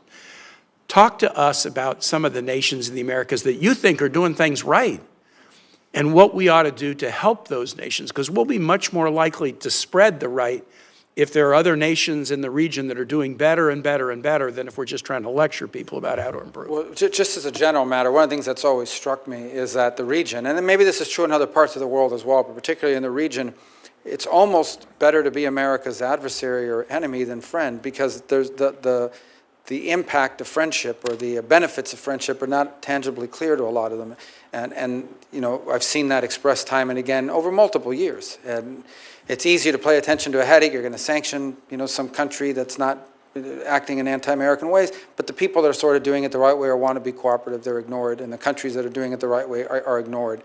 So I think there are a number of countries that right now as we speak, and I always say this with caution because I may not mention one country and they say, well, they left us out, but I just want to point to a few that I think are present and clear for us. You mentioned one with Ecuador. Ecuador was actually left out of CAFTA because at the time, the people in charge didn't want to be a part of anything with us. They're facing some real security threats that are unique to Ecuador's history. And they're facing these threats because you've got violence and gangs coming over from the Colombian border and then pushing up through Ecuador as a transit country, but they bring with it the turf fights and the gangs, and to the point where last year there was a real threat to the stability of the government, where they took over television stations and things of this, these armed elements did. And there's a lot we can do, and have done, but can do. Not a lot. We're not talking about a lot of money. We're not even talking about money in many cases, just equipment, to help them at least to restore some sense of stability. The other thing that Ecuador, these are just off topics, but I think they're all relevant. Ecuador faces a very significant challenge with illegal fishing off their coasts by Chinese fishing fleets who violate their territorial waters on an almost daily basis in massive quantities, and it's an ecological crisis as well on top of it. That's a country that can use our help tremendously. I think about the Dominican Republic. People don't talk about the Dominican Republic enough, and they face a real challenge because of Haiti and the instability next door. They were also one of the countries that emerged from COVID the fastest, and not just because of the tourism return quicker there, and they've really been able to do some positive things. I think Argentina I know people, some have not met the new president of Argentina. This is a serious, well-trained economist. I would not, if you sit down and talk to him for a few minutes, he has real clear ideas about economic development and is doing some really necessary things in terms of restructuring the direction of Argentine economics in a way that I think is very positive. Can I just say to every other nation out there that thinks you're a good guy, he was about to mention you, but my time has expired. But please focus on the good guys, and let's help them do better and better and better and be good examples in the region. Thank you. Thank you. Excellent point, Senator Keene. Excellent point. Senator Curtis, welcome to the committee. Thank you, Mr. Chairman, Ranking Member. It's great to be with you today. Great to be on this committee. Senator Rubio, for the last 7 years, from a distance of about 600 feet, that's what separates the House chamber and the Senate chamber, I've watched and admired your work from a distance. And on a few, but very fortunate times, I've had the chance to actually be wind at your back on some of your work supporting Taiwan and protecting Hong Kong dissidents as we work together on some legislation. Now, in a twist of events, I sit not far from where you once sat, and there's another symbolic 600 feet between us, between the State Department and the Senate. And I'm excited to work with you in your new role. And I would like to continue to be wind at your back on a lot of issues, and none more important to me than China. And if you remember really nothing else about our short interchange today, please know that that's very important to me, and I hope to work with you on what I do with the aggression of China, and in many ways, their global push for military and economic supremacy, I think, is a threat in many ways. China is imposing, it's what they call China One principle on the world, which is very different than you know from our China policy. Can you kind of describe how we can push back on that and how we need to make sure we're shaping that conversation? Yeah, and well, the first is to understand that the One China policy is, and the U.S. policy towards the issue of Taiwan has been consistent and reaffirmed by every administration since 1979, and it is the combination of the Taiwan Relations Act with the 6 assurances that make clear that the United States, we're not going to pressure Taiwan into any arrangement. We're not going to tell you when we're going to stop, or if ever. We make no commitment to not helping them in their national defense. We're not going to force any outcomes. And frankly, we are going to do everything, and we reject any effort to coerce, intimidate, and or forcibly drive Taiwan to do whatever China wants them to do. And that's been our position, and that will continue. That was the position under President Trump's first administration. I anticipate it will continue to be in the second administration. I think within that context, it's important for us to find every opportunity possible to allow Taiwan to engage in international forums where important issues are discussed, and they're not represented. Irrespective of what China claims about One China principle, they're not represented. And so the views there need to be made. They need to have an opportunity in these forums to be made clear. But I think stability is critically important. Here's the one thing I would point to here with regards to stability. If the Chinese are in fact serious about stabilizing U.S.-China relations and finding avenues of which we can be cooperative and avoid conflict, then they will not do anything rash or irrational when it comes to Taiwan or the Philippines for that matter. The actions they are taking now are deeply destabilizing. They are forcing us to take counteractions because we have commitments to the Philippines and we have commitments to Taiwan that we intend to keep. And so if they want to destabilize the relationship, or they want to help at least create some pathway for stabilization of our relationship with them, even as we remain engaged in global competition and in some cases more adversarial than others, they really need to stop messing around with Taiwan and with the Philippines, because it's forcing us to focus our attention in ways we prefer not to have to. As a matter of interest, I actually lived in Taiwan in August of 1979, 3 months after that act that you referred to, and I think you're very accurate. I think for a minute about Europe, and there's some countries it feels like in Europe, because of their presence, Poland, Czech Republic, and Baltics, that are more in tune with this issue. But as a whole, it feels like some European nations are in denial of some of the things you've just said. You talk a little bit about how we work with our NATO friends over there and how we get them to appreciate this and actually play a part in this? Well, I think in the case of NATO, I think I would expand it to really talk about the European Union and the EU, which I think is increasingly every single day coming to the realization of the threat that China's mercantilist policies and unfair trade policies are posing to them. They are flooding the European market with their cheaper electric cars, or attempting to do so. There's a dispute now about the importation of aluminum on sector after sector. You're seeing the EU confronting the reality.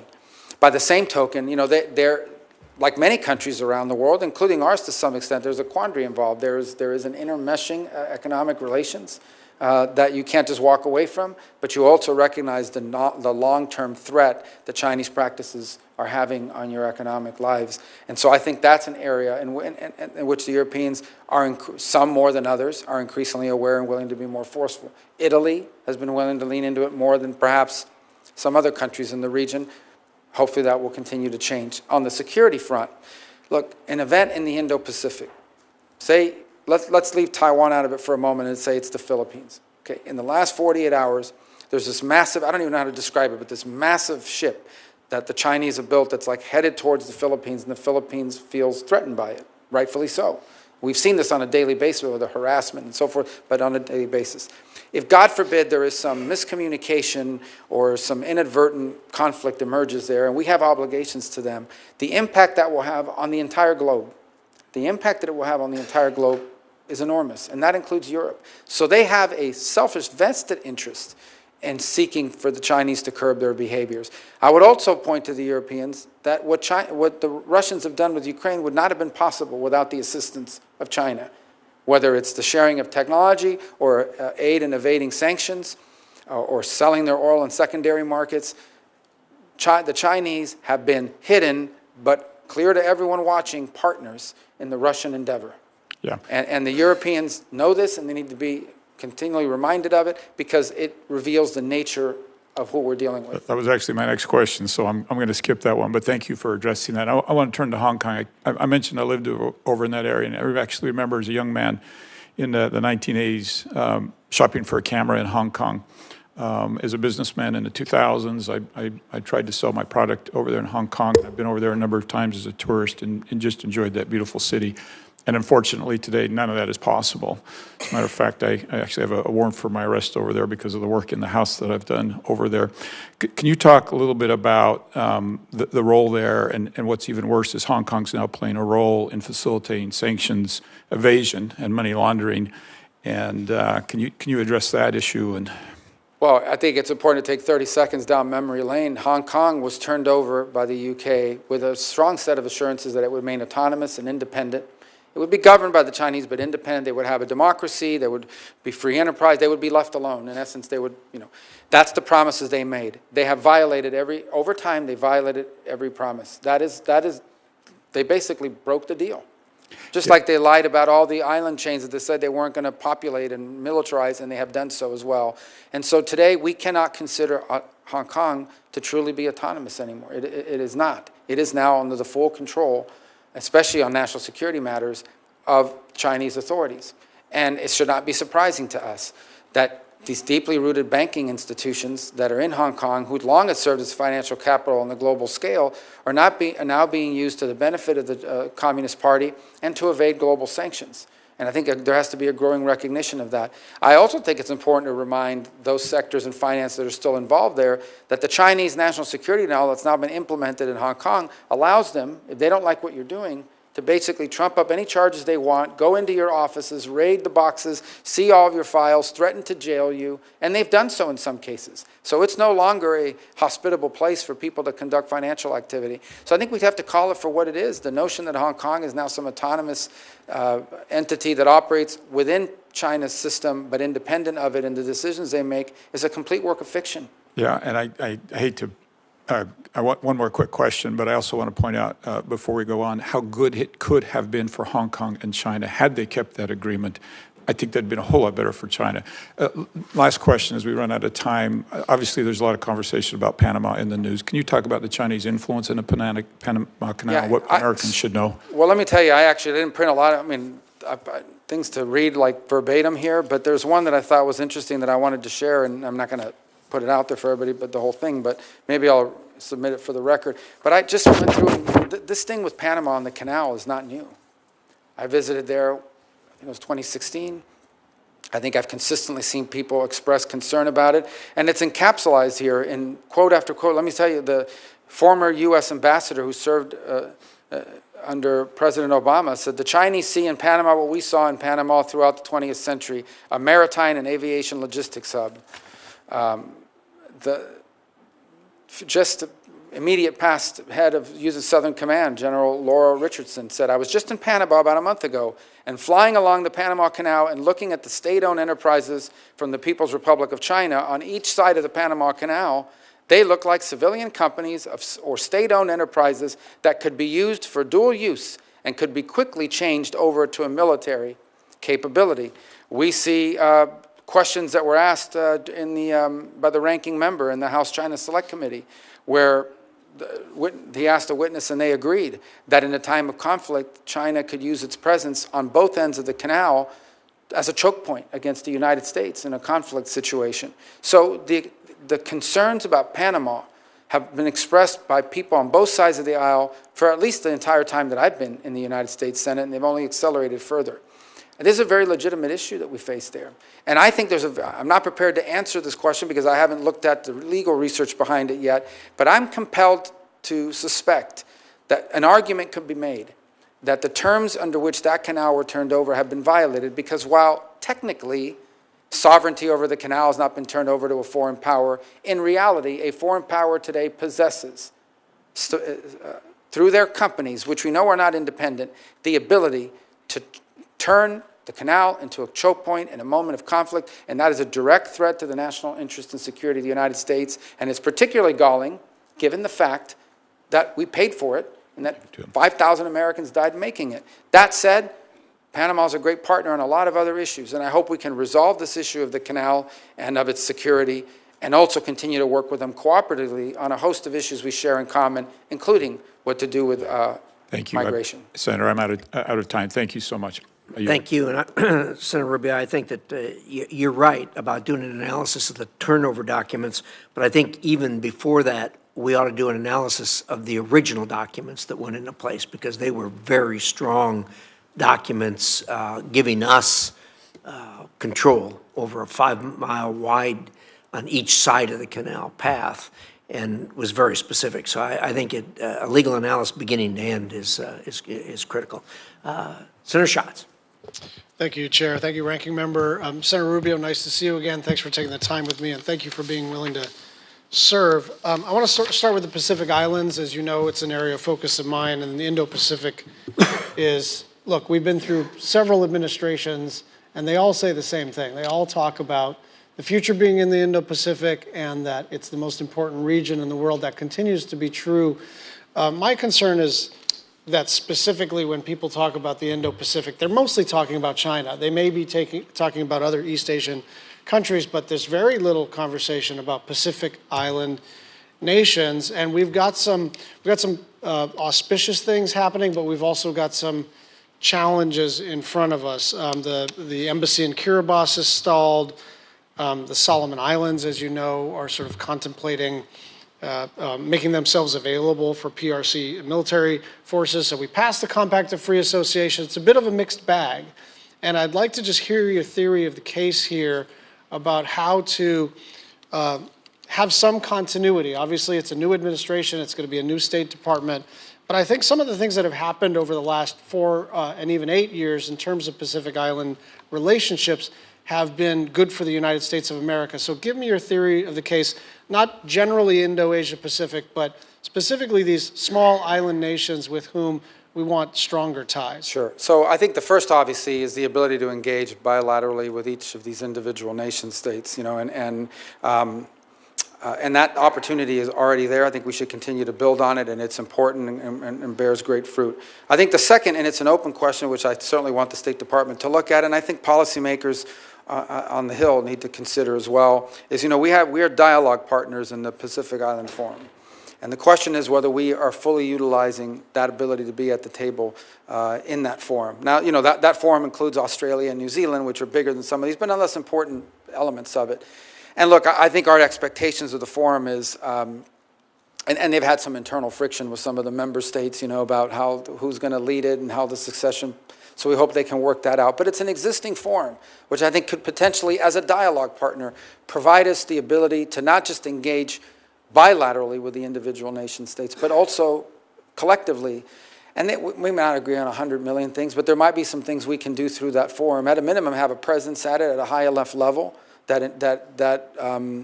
that shows our level of commitment and interest has been elevated even further, and then ultimately some real deliverables. I do think that given, again, we keep saying they're small, but they're important, both because of geographic location, their presence in international forums, and I do think that whether it's the Millennium Challenge Grant, whether it's through the successor to OPIC, there are opportunities as well to leverage some private sector engagement from the American side and the U.S. side or the broader North American side on some of the, whether it's energy needs or resiliency needs or other development projects that they may have. So I think we have to explore that both bilaterally with individuals by ensuring that we have people there, but also explore whether we are fully utilizing the Pacific Island Forum as a dialogue partner to its full effect. And you know that China engages in debt trap diplomacy, which can be effective for their needs, but it's usually, people get figured out eventually. And I think one of the areas where we can provide something that there's no other country that can provide is in the resilient space. In a severe weather context, we're really the only folks that really know how to prepare for, respond to, and rebuild from disaster. So, the United States Navy has always been helpful in this context, but that's something we should continue to focus on. So, staying in the Pacific, and I'm glad you mentioned the Philippines. My theory of the case here is that not that China has decided that its risk appetite is higher, but rather that the things that they are doing are not so risky at all. And that's because we have not been in a position to impose consequences. I think one of the places where we have a good and growing partnership, and obviously bilateral economic and treaty obligations, is the Philippines. And in addition to the Enhanced Defense Cooperation Agreement, and in addition to the Luzon Corridor economic partnerships, I'm just wondering how you see that growing democracy, one of our best allies on the planet, how you see that as strategically important for the United States. Well, I think it's important. First of all, it's always been strategically important for the United States. Obviously, our military presence there diminished greatly as a result of some of the decisions that were made within the Philippines, but now you see a willingness to see us return. Look, we're not looking to militarize the Philippines, and this is not, I think it would be a mistake to solely view it as a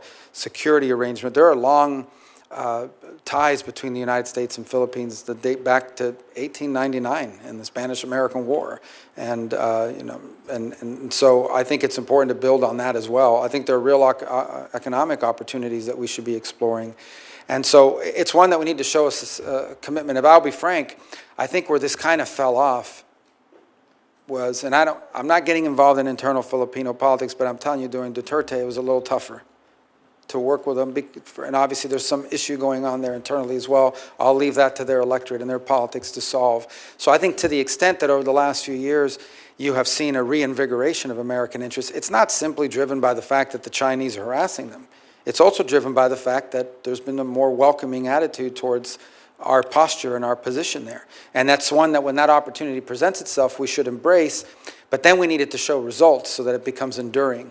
In essence, when your engagement with a country leads to economic development, whether it's outbound U.S. investment in the Philippines or what have you, then that becomes enduring. Then it makes it difficult, no matter who's in charge, to walk away from the alliance, because the alliance is more than just military and a military presence. It also involves jobs and businesses and investment and economic opportunity. And we need to look for ways to emphasize that. I think it would be a mistake to simply view it as a military or defense alliance.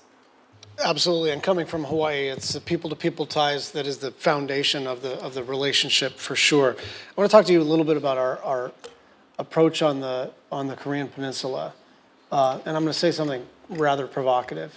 I think our North Korea policy is broken. I think it's broken on a bipartisan basis. I think CVIT is a fantasy. I think that the non-proliferation community wants to hold on to it for reasons related to other countries and non-pro priorities. But it's clear to me that it's not working. 10 years ago, you would have been laughed out of the room for suggesting that North Korea was able to develop maneuverable hypersonic warheads, solid fuel ICBMs, submarine-launched ballistic missiles, but all of that has happened. 40 launches in 2024 and more launches yesterday. So I just like you, I know you're a hawk, I know you've been a strong supporter of sanctions, I never have opposed a sanction against North Korea in my life, but I just think that we need to look at this thing realistically and say, whatever it is that we have been doing, it's not working. These guys keep getting more and more capable, and whatever sacrifices they are making internally in terms of the suffering of their people, they got the technical capacity. Like I remember 10 years ago being told, well, they can do this, but they can't do a nuclear tip. Oh, they can range Guam, but they can't range Hawaii. Oh, they can range Hawaii, but they can't range the continent. They keep meeting and exceeding every technical mark that we think they can't make, and we are attached to a policy that is basically, it doesn't appear to be slowing them down in the least. So is there an appetite for a rethinking of this, in my view, totally failed policy? Well, I think there has to be an appetite for a very serious look at broader North Korean policies. And so I think it would be difficult for me today to come here and tell you this is going to be the official United States position on it moving forward, because I do think, because of the factors you just pointed to, there's some things we have to look at in a broader perspective. Now, to his credit, President Trump, and look, I'll be frank, I was one of the people that was very skeptical about it, but he sort of reached out to Kim Jong-un, walked away from negotiations twice, ultimately didn't reach something enduring, but here's what he did able to achieve in that engagement, is he stopped testing the missiles. Now, that didn't stop the development of the program, but at least it calmed the situation quite a bit. I think what you're alluding to, and I'm not saying this is going to be the policy of the United States, because that policy is set by the president, and ideally set through a process that involves a bunch of stakeholders rethinking and being creative about it. But I do think what you're pointing to is the following. You have a 40-something-year-old dictator who has to figure out how to hold on to power for the rest of his life. He views nuclear weapons as his insurance policy to stay in power. Despite it means so much to him that no amount of sanctions has deterred him from developing that capability, and, in fact, has not even kept him from having the resources to develop it. Unfortunately, recent events now also have them engaged in conflicts beyond the Korean Peninsula, in fact, providing troops and weaponry to the Russians in their effort in Ukraine. And so all of this needs to be taken in conjunction and looking at the policy and seeing what can we now do that destabilizes that situation, that lowers the risk of an inadvertent war, be it between South Korea and North Korea, maybe including Japan at this point, and ultimately the United States. What can we do to prevent a crisis without encouraging other nation states to pursue their own nuclear weapons program? That's the solution we'd like to get to. And I just didn't bring it in my folder today because we're not ready to deal, but it's important. And you got to involve the committee, and this is certainly multi-agency, multilateral. The president has to drive some of this. But I think none of this is possible without an acknowledgement of more than a decade of bipartisan failure in this space. And so if we can at least start with the premise that whatever we're doing right now is not working, we can start to work on something else. Thank you. Thank you. Thank you. Senator Cruz. Thank you, Mr. Chairman. And I got to say, boy, that sounds good, Mr. Chairman. That isn't as good as it sounds to me, Senator. Thank you. Well, congratulations, and I'm looking forward to the next 2 years working together. Thank you. And to Senator Rubio, let me say congratulations to you as well. We're going to miss you on this committee. We're going to miss you in the Senate, but you're going to do an extraordinary job at Foggy Bottom. And I will say, if they capture you and tie you up in the basement, we will send a team to pull you out. You know, as I look back over the last 4 years of the Biden-Harris administration, there are a lot of policies that have done a lot of damage. Domestic policies, economic policies, but I think all of those pale compared to the damage that has been done to national security and foreign policy over the last 4 years. Over the last 4 years, this administration has systematically undermined and abandoned our allies, and it has systematically shown weakness and appeasement to our enemies. And the consequence has been disastrous. We've gone from 4 years ago, peace and prosperity, to today a situation with wars across the globe and every enemy of America stronger than they were when this administration came into office. I am confident the incoming administration is going to change that direction. I am confident that President Trump and the White House and you as Secretary of State are going to shift us back to where we should be, which is standing by our friends and allies and standing up to our enemies. Do you agree with that assessment? Is that what you intend to do as Secretary of State? Well, let me say first, the foreign policy of the United States will be set by the President, and my job is to advise on it and ultimately to execute. I think the President's been abundantly clear, and that is his policy is going to be driven about making America safer, stronger, and more prosperous. As I said in my opening statement, everything the State Department does, every policy, every program, every dollar it spends, every initiative it takes, has to answer three questions. Does it make us safer? Does it make us stronger? Or does it make us more prosperous? And if it doesn't, if the answer is not yes to one of those three, you're going to have a hard time moving that forward, because that's the priority that the President, and that's the priority that, by the way, voters gave this President when they elected him. You point to a number of things that I think are critically important, and I'll phrase it a different way, but I think we're saying the same thing. We have lost deterrence in multiple theaters around the world. So as an example, and I use this as a small-scale example, but it's really an important one. I think of the year was 2019, the Wagner Group tried to get cute and came after some of Americans operating in Syria. And fire from the sky rained down on them. And that group was pushed back pretty hard. That's deterrence. They threatened us, and they knew what the response would be. I recall the consternation here and in other places when Soleimani met his demise. But I can tell you it impacted Iranian behavior for a substantial period of time. No matter how tough they talked, it impacted their behavior. I think it's important to reestablish deterrence. And to the extent that that's been lost for a variety of reasons, the lack of deterrence is an invitation to war. The lack of deterrence is an invitation to hostility. It prevents the very thing that we hope to achieve, which is peace and stability in the world. And I do think we've lost deterrence. And I think in some ways it contributed to what happened in Ukraine. An item I know is very close to you and you've worked very on, and we talked earlier today about, is energy dependence. I recall President Trump at both a NATO summit and at the United Nations, and I recall the United Nations one in particular, President Trump said Germany is dependent, entirely going to be left dependent on China, on Russia for its energy. And they laughed at him. There were diplomats in the hall that were snickering. That's exactly what happened. It is one of the reasons why Putin believed he could invade Europe, is because Europe would not push back because they depended on him so much for energy. Now, Europe is to be congratulated. They have moved very swiftly, particularly the Germans, to diversify their energy resources. But one could argue that we may never have had that invasion had that dependence not existed, because maybe who would have thought the European response would have been more forceful than he anticipated. So I do think reestablishing deterrence and strength is important, because it prevents war and it gives us leverage in diplomacy, where we hope to solve 99.9% of the global disagreements, we hope to solve through diplomacy, not through armed conflict. I think that's very well said, and I want to give several specific examples. Number one, you and I are the only two Cuban-American senators. You're about to leave me as a lonely sole member of the Cuban-American caucus. Thank you for that, Marco. No, there's three Cubans. They always call it a conspiracy, so. Now I have no one to play dominoes with. But look, issues of Cuba, both you and I share family stories of parents who fled oppression and came here seeking freedom. As you know, as you talked about earlier today, this week the administration delisted Cuba as a state sponsor of terrorism. I think it was an absolutely shameful and reckless decision. I think it was a political decision on the way out. I think it was designed to hamstring the incoming administration. I am unequivocal that I think the Cuban government are evil communist bastards.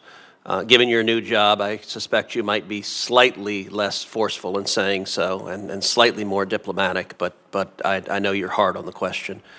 But let me ask you this. Do you believe Cuba is a state sponsor of terrorism? Without a question, and I'll tell you why. Number one, the FARC, which is, elements of the FARC and the ALN for that matter in Colombia. These are narco-terrorist organizations, and have been. They started out as ideological organizations that now figured out they're Marxists, but they want to make money selling cocaine. So they've done that. they have had the full support of the Cuban regime throughout their entire existence. We know that Cuba has been friendly towards Hamas and Hezbollah, openly friendly towards Hamas and Hezbollah. We know as well that the Cuban regime, for example, hosts not one, but two countries' espionage stations within their national territory, 90 miles from the shores of the United States, and they provide valuable insights and cooperate with these elements. We know that they have strong ties to Iran as well, and the terrorist elements associated with them. And we know for a fact that there are fugitives of American justice, including cop killers and others who are actively hosted in Cuba and protected from the long arm of American justice by the Cuban regime. So there is zero doubt in my mind that they meet all the qualifications for being a state sponsor of terrorism. Well, it is clear you're going to be confirmed to this position. You're going to be confirmed with an overwhelming bipartisan vote. I think it is likely you'll be confirmed on January 20th, on the first day the president is sworn in. When you are confirmed, I think it is also likely, I hope on that very first day, you will reverse that determination. You may not feel prepared to make that commitment now, but is there anything you want to say on that? Well, I would just say, again, I don't want to speak ahead of the administrations. These decisions, as I said, the president sets our foreign policy, and my job is to execute it. That's how our system of government works. I would just remind anyone on this recent deal with Cuba that just happened over the last 12 hours, nothing that was agreed to is irreversible or binding on the new administration. And I think people know my feelings, and I think they know what the president's feelings have been about these issues when he was president previously, and nothing that the Biden administration has agreed to in the last 12 or 18 hours binds the next administration, which starts on Monday. Good. Let's turn to Israel. In the last 4 years, this administration has been the most anti-Israel administration we have ever seen. They have systematically undermined the government of Israel, particularly at a time of war. The Biden State Department secretly asked other parts of the administration to suspend anti-terrorism sanctions so they could pour unaccountable hundreds of millions of dollars into the Hamas-controlled Gaza Strip. They refused to implement mandatory congressional sanctions against Hamas terrorists for using human shields. They made incredible efforts to secretly circumvent mandatory congressional prohibitions on money going to the Palestinian Authority because of the PA's support for pay to slay. Even after October 7th, they secretly poured millions and even cash from American taxpayers into Hamas-controlled areas. Meanwhile, they secretly implemented boycotts of Jews living in Judea and Samaria through the Development Finance Corporation and binational science and technology foundations. They secretly manufactured files used to impose crippling financial sanctions on Israeli Jews and refused to provide those files to members of Congress. Those sanctions were renewed just yesterday. I have every confidence that President Trump and you will reverse these policies broadly and specifically, but I'd like to ask you about some of them quickly. Can you commit to ending anti-terrorism sanctions waivers related to Palestinian terrorism and implementing sanctions against those terrorists? Yes. Can you commit to ending discriminatory policies, including Biden administration's secret boycott policies against Jews in Judea and Samaria? Yes. And can you commit to reversing the discriminatory sanctions against Jews living in Judea and Samaria?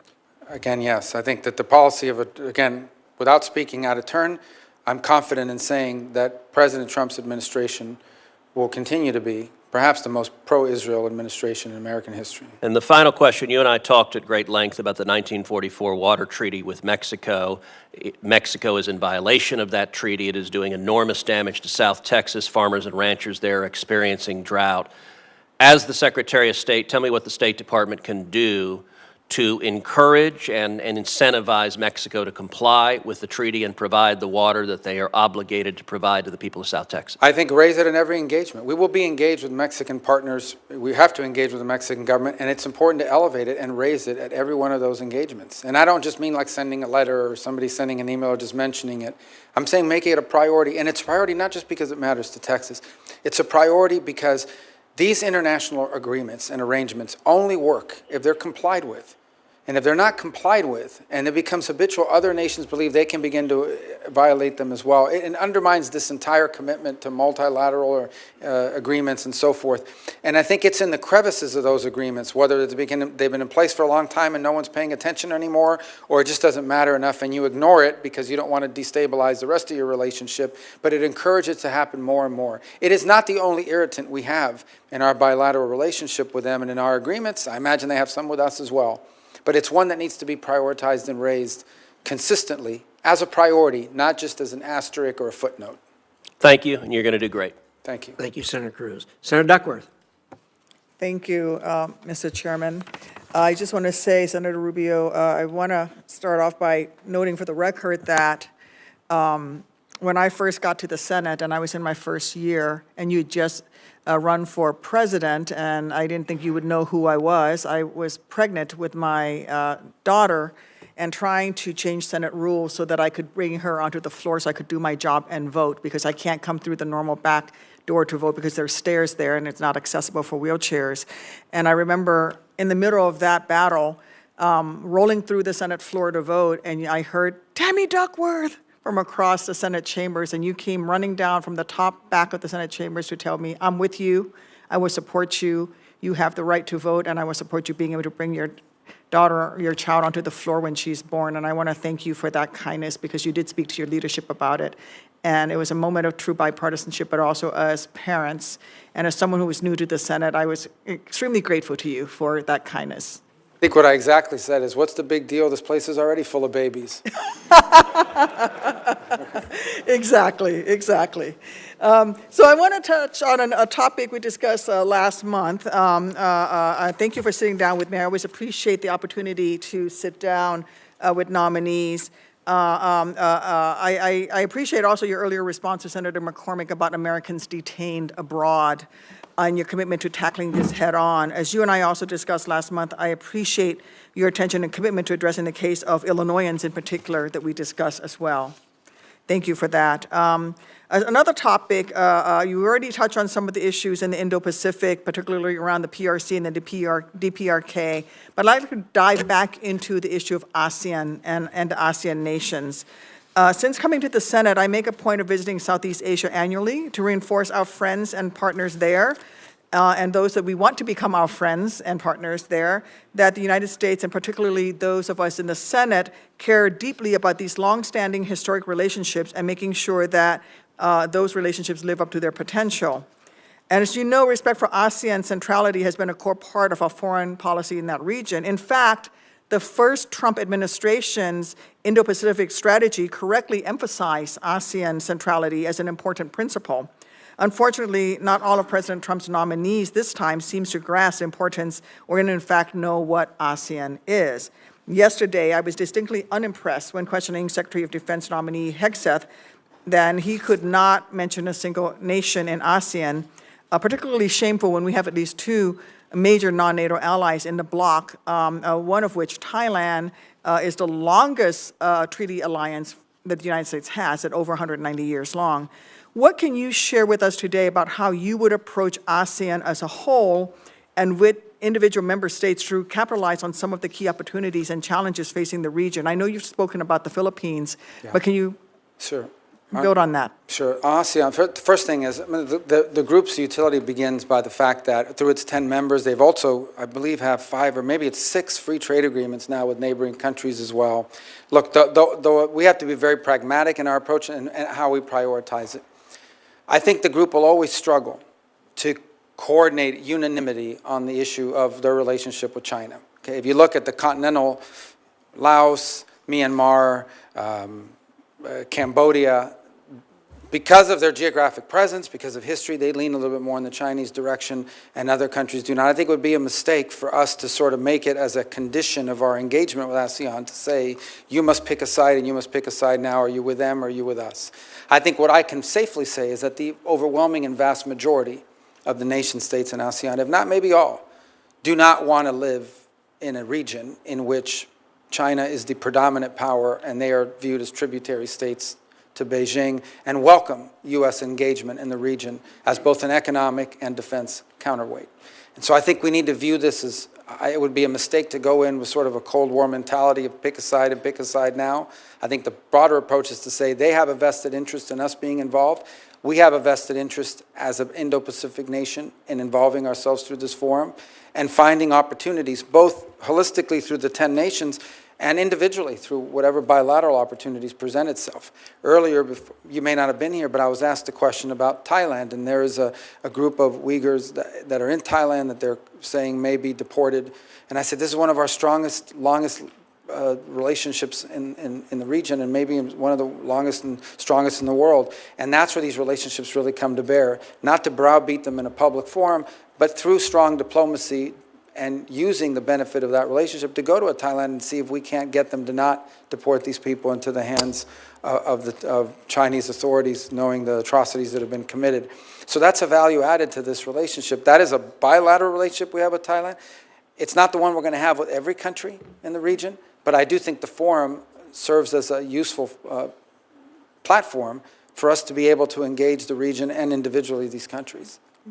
So you would agree with what the first Trump administration emphasized, which is that ASEAN centrality. And I think this is something that the new ASEAN chair, Malaysia, under Prime Minister Anwar Ibrahim, is saying with the Mandani concept, which is growing that cohesion within ASEAN itself and in dealing with the organization while we continue to pursue those bilateral relationships. But the stronger ASEAN can be cohesively as a unit, allows them to better deal with countries like Myanmar, for example, and allows us to better have those relations with them and also for them cohesively to try to stand up to outside forces. One of the things that I think, and I think you saw this in the first Trump term, and we'll probably see again, is to the extent you see production sort of moving from China to other countries, some of these countries stand to benefit from that, assuming they themselves are not the target of some tariff or what have you. But I think there are benefits there in that regard. I would imagine that there are also some concerns they would share with us about maybe some of our other policies, economic or otherwise. But I do think it's an opportunity that provides some real economic development benefit opportunities for a number of the countries in ASEAN. We would hope all of them, but certainly some more than others because of alignment of interests. What I do think is we have to be realistic, and I just want to reiterate this because I think sometimes we go into these things viewing them with the lens of NATO or something else. The key component to understand is we are probably never going to have sort of a overwhelming majority consensus on the role China is going to play. But I do think you could argue that the vast majority of countries in this forum, if not all, do not want to live in a region in which China is the predominant, overwhelming power, and they all are viewed as sort of tributary states. They are not interested in that, and they view the United States as a very logical and welcome economic and defense counterweight to that. Yeah. And I do think that even the mainland ASEAN nations that, as you, in your words, are lean more towards China, have suffered. If you look at what happens with water, we talked a lot about Mexico and water into Texas, but also with the Mekong River in ASEAN, with the 10 dams that China has built upriver is now affecting water and also arable lands further down the river. And initiatives like the Two Rivers Initiative, which marries the Mississippi River, which is 2/3 of the border of my home state, along with the Mekong River, is a way for us to build some of these relationships and bring in American expertise. A different place where we can also provide expertise is international disability rights. We have been working with ASEAN on developing disability rights and a cohesive approach to it in ASEAN. But I think on an international scale, whether it's ASEAN or Ukraine as they rebuild, I do think that disability awareness, rebuilding Ukraine to become more accessible, promoting disability rights around the world is something that is a way that we can engage with the rest of the world as well. Love to hear from you. Yeah, and I your say this commitment to disability rights around the world. And I say this, sadly, it's going to be of critical importance to nations that are emerging from conflict, where we know modern conflict, people are injured in ways that are now survivable, but leave them for the rest of their lives with permanent disability. And so I think it's going to be, in the case, from a very practical perspective, in the case of Ukraine, it's going to be valuable because there are people that have been injured in that conflict that for the rest of their lives are going to have to deal with that, and it's conducive. The other thing we've discussed is our diplomatic facilities around the world and whether they are, and understand that the number one job, the reason why we have embassies and consulates yes, we represent U.S. interests in that country, but its number one obligation is to support Americans. If you lose your passport, if God forbid you go to jail, whatever it may be, that we have a presence there that can support Americans abroad. And it was stunning for me in our conversation to learn that there are a number of these locations around the world that are not accessible to Americans with disabilities that needed to access them. So it's something that we would have to look, we'd be interested in looking at as well to make sure that just from our core obligation, we're able to fulfill it.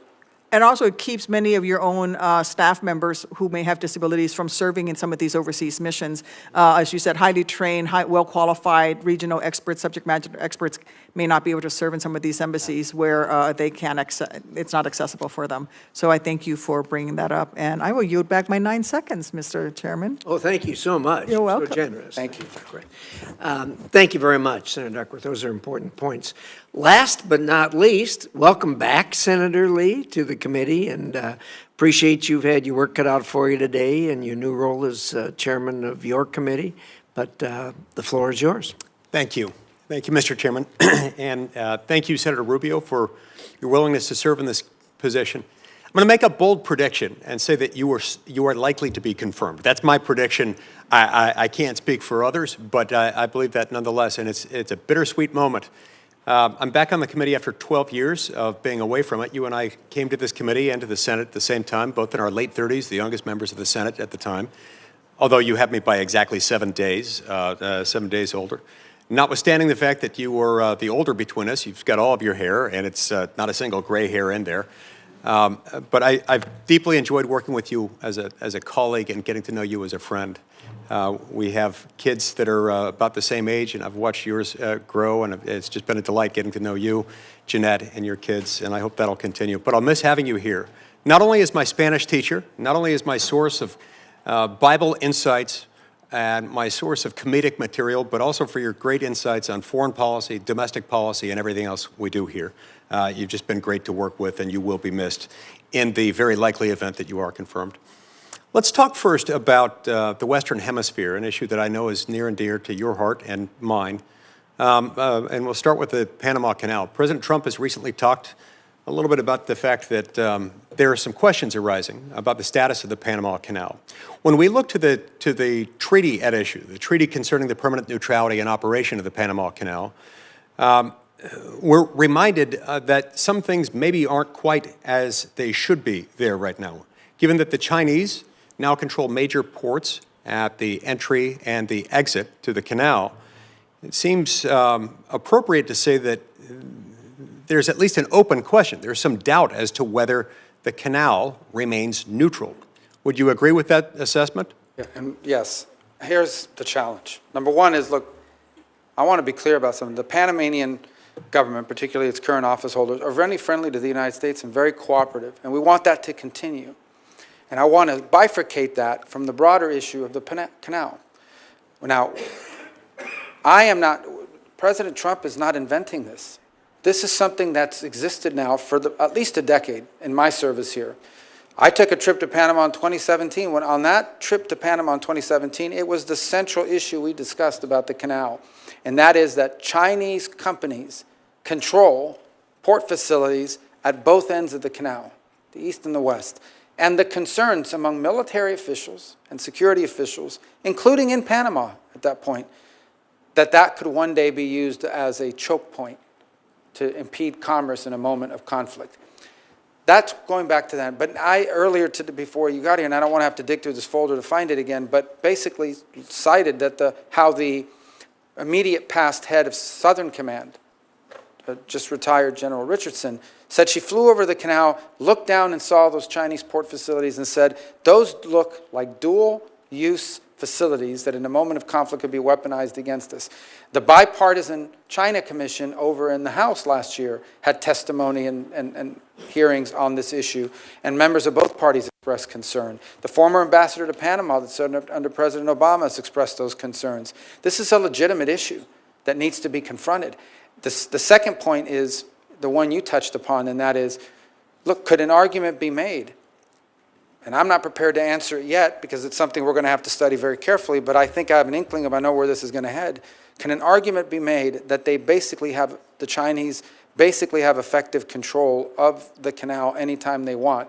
Because if they order a Chinese company that controls the ports to shut it down or impede our transit, they will have to do so. There is no independent Chinese companies. They all exist because they've been identified as national champions. They're supported by the Chinese government. And if you don't do what they want, they find a new CEO and you end up being replaced and removed. So they're on the complete control of their government. This is a legitimate question, and one that Senator Risch had some insight as well. He mentioned that in passing, that needs to be looked at. This is not a joke. The Panama Canal issue is a very serious one. And so the mere potentiality of that, the ability to exercise that control, even until such time as they do it, as they do shut it down, is a concern, is it not? Well, I listened 48 hours ago to FBI Director Wray in one of his exit interviews he gave to the press, and he said the Chinese are embedded in our utilities and critical infrastructure. Now, he didn't say every single day they're shutting off the power in the United States. He said that if there's a conflict, they're embedded and they could shut off the power in key places. We've all identified that as a threat. The fact that you can do it, you don't have to do it every day. No one's claiming that the Chinese are shutting down the canal every day. What the claim is, the very legitimate concern is, that if these companies control both ends of that canal in a time of conflict and the Chinese tell them, shut it down and don't let the U.S. go through there, we got a big, big problem, a big economic problem and a big national security and defense problem. The ability to do it alone is a threat. We shouldn't ignore it. It isn't a joke. It's a legitimate issue, and it needs to be solved. Excellent, and that feeds right into the next thing I wanted to ask you about, which it just involves areas of dual-use capabilities throughout the Western Hemisphere. Ports, infrastructure, critical minerals, and so forth. We've had policies from the Biden administration involving the supercilious use of untargeted foreign aid and sort of cultural coercion in order to persuade them to, or in an effort to coerce some of these countries to adopt policies that are contrary to their established cultural norms, abortion rights, LGBT policies and curriculum, and so forth. That probably hasn't helped in this conflict, in this still somewhat soft conflict in which many of these countries are opening their doors to China. I can't imagine that will have helped. How will your approach to Chinese incursion in the Western Hemisphere be different from those of the current administration?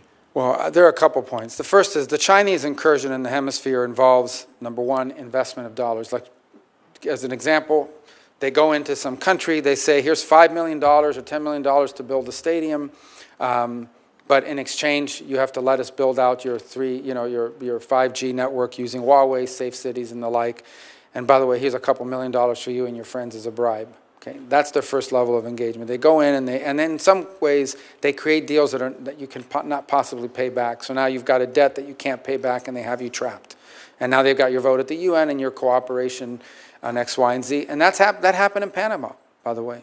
In 2016, 2017, that was well understood that part of the investments they made in Panama were conditioned upon Panama's ability to convince the Dominican Republic and other countries to flip their recognition away from Taiwan.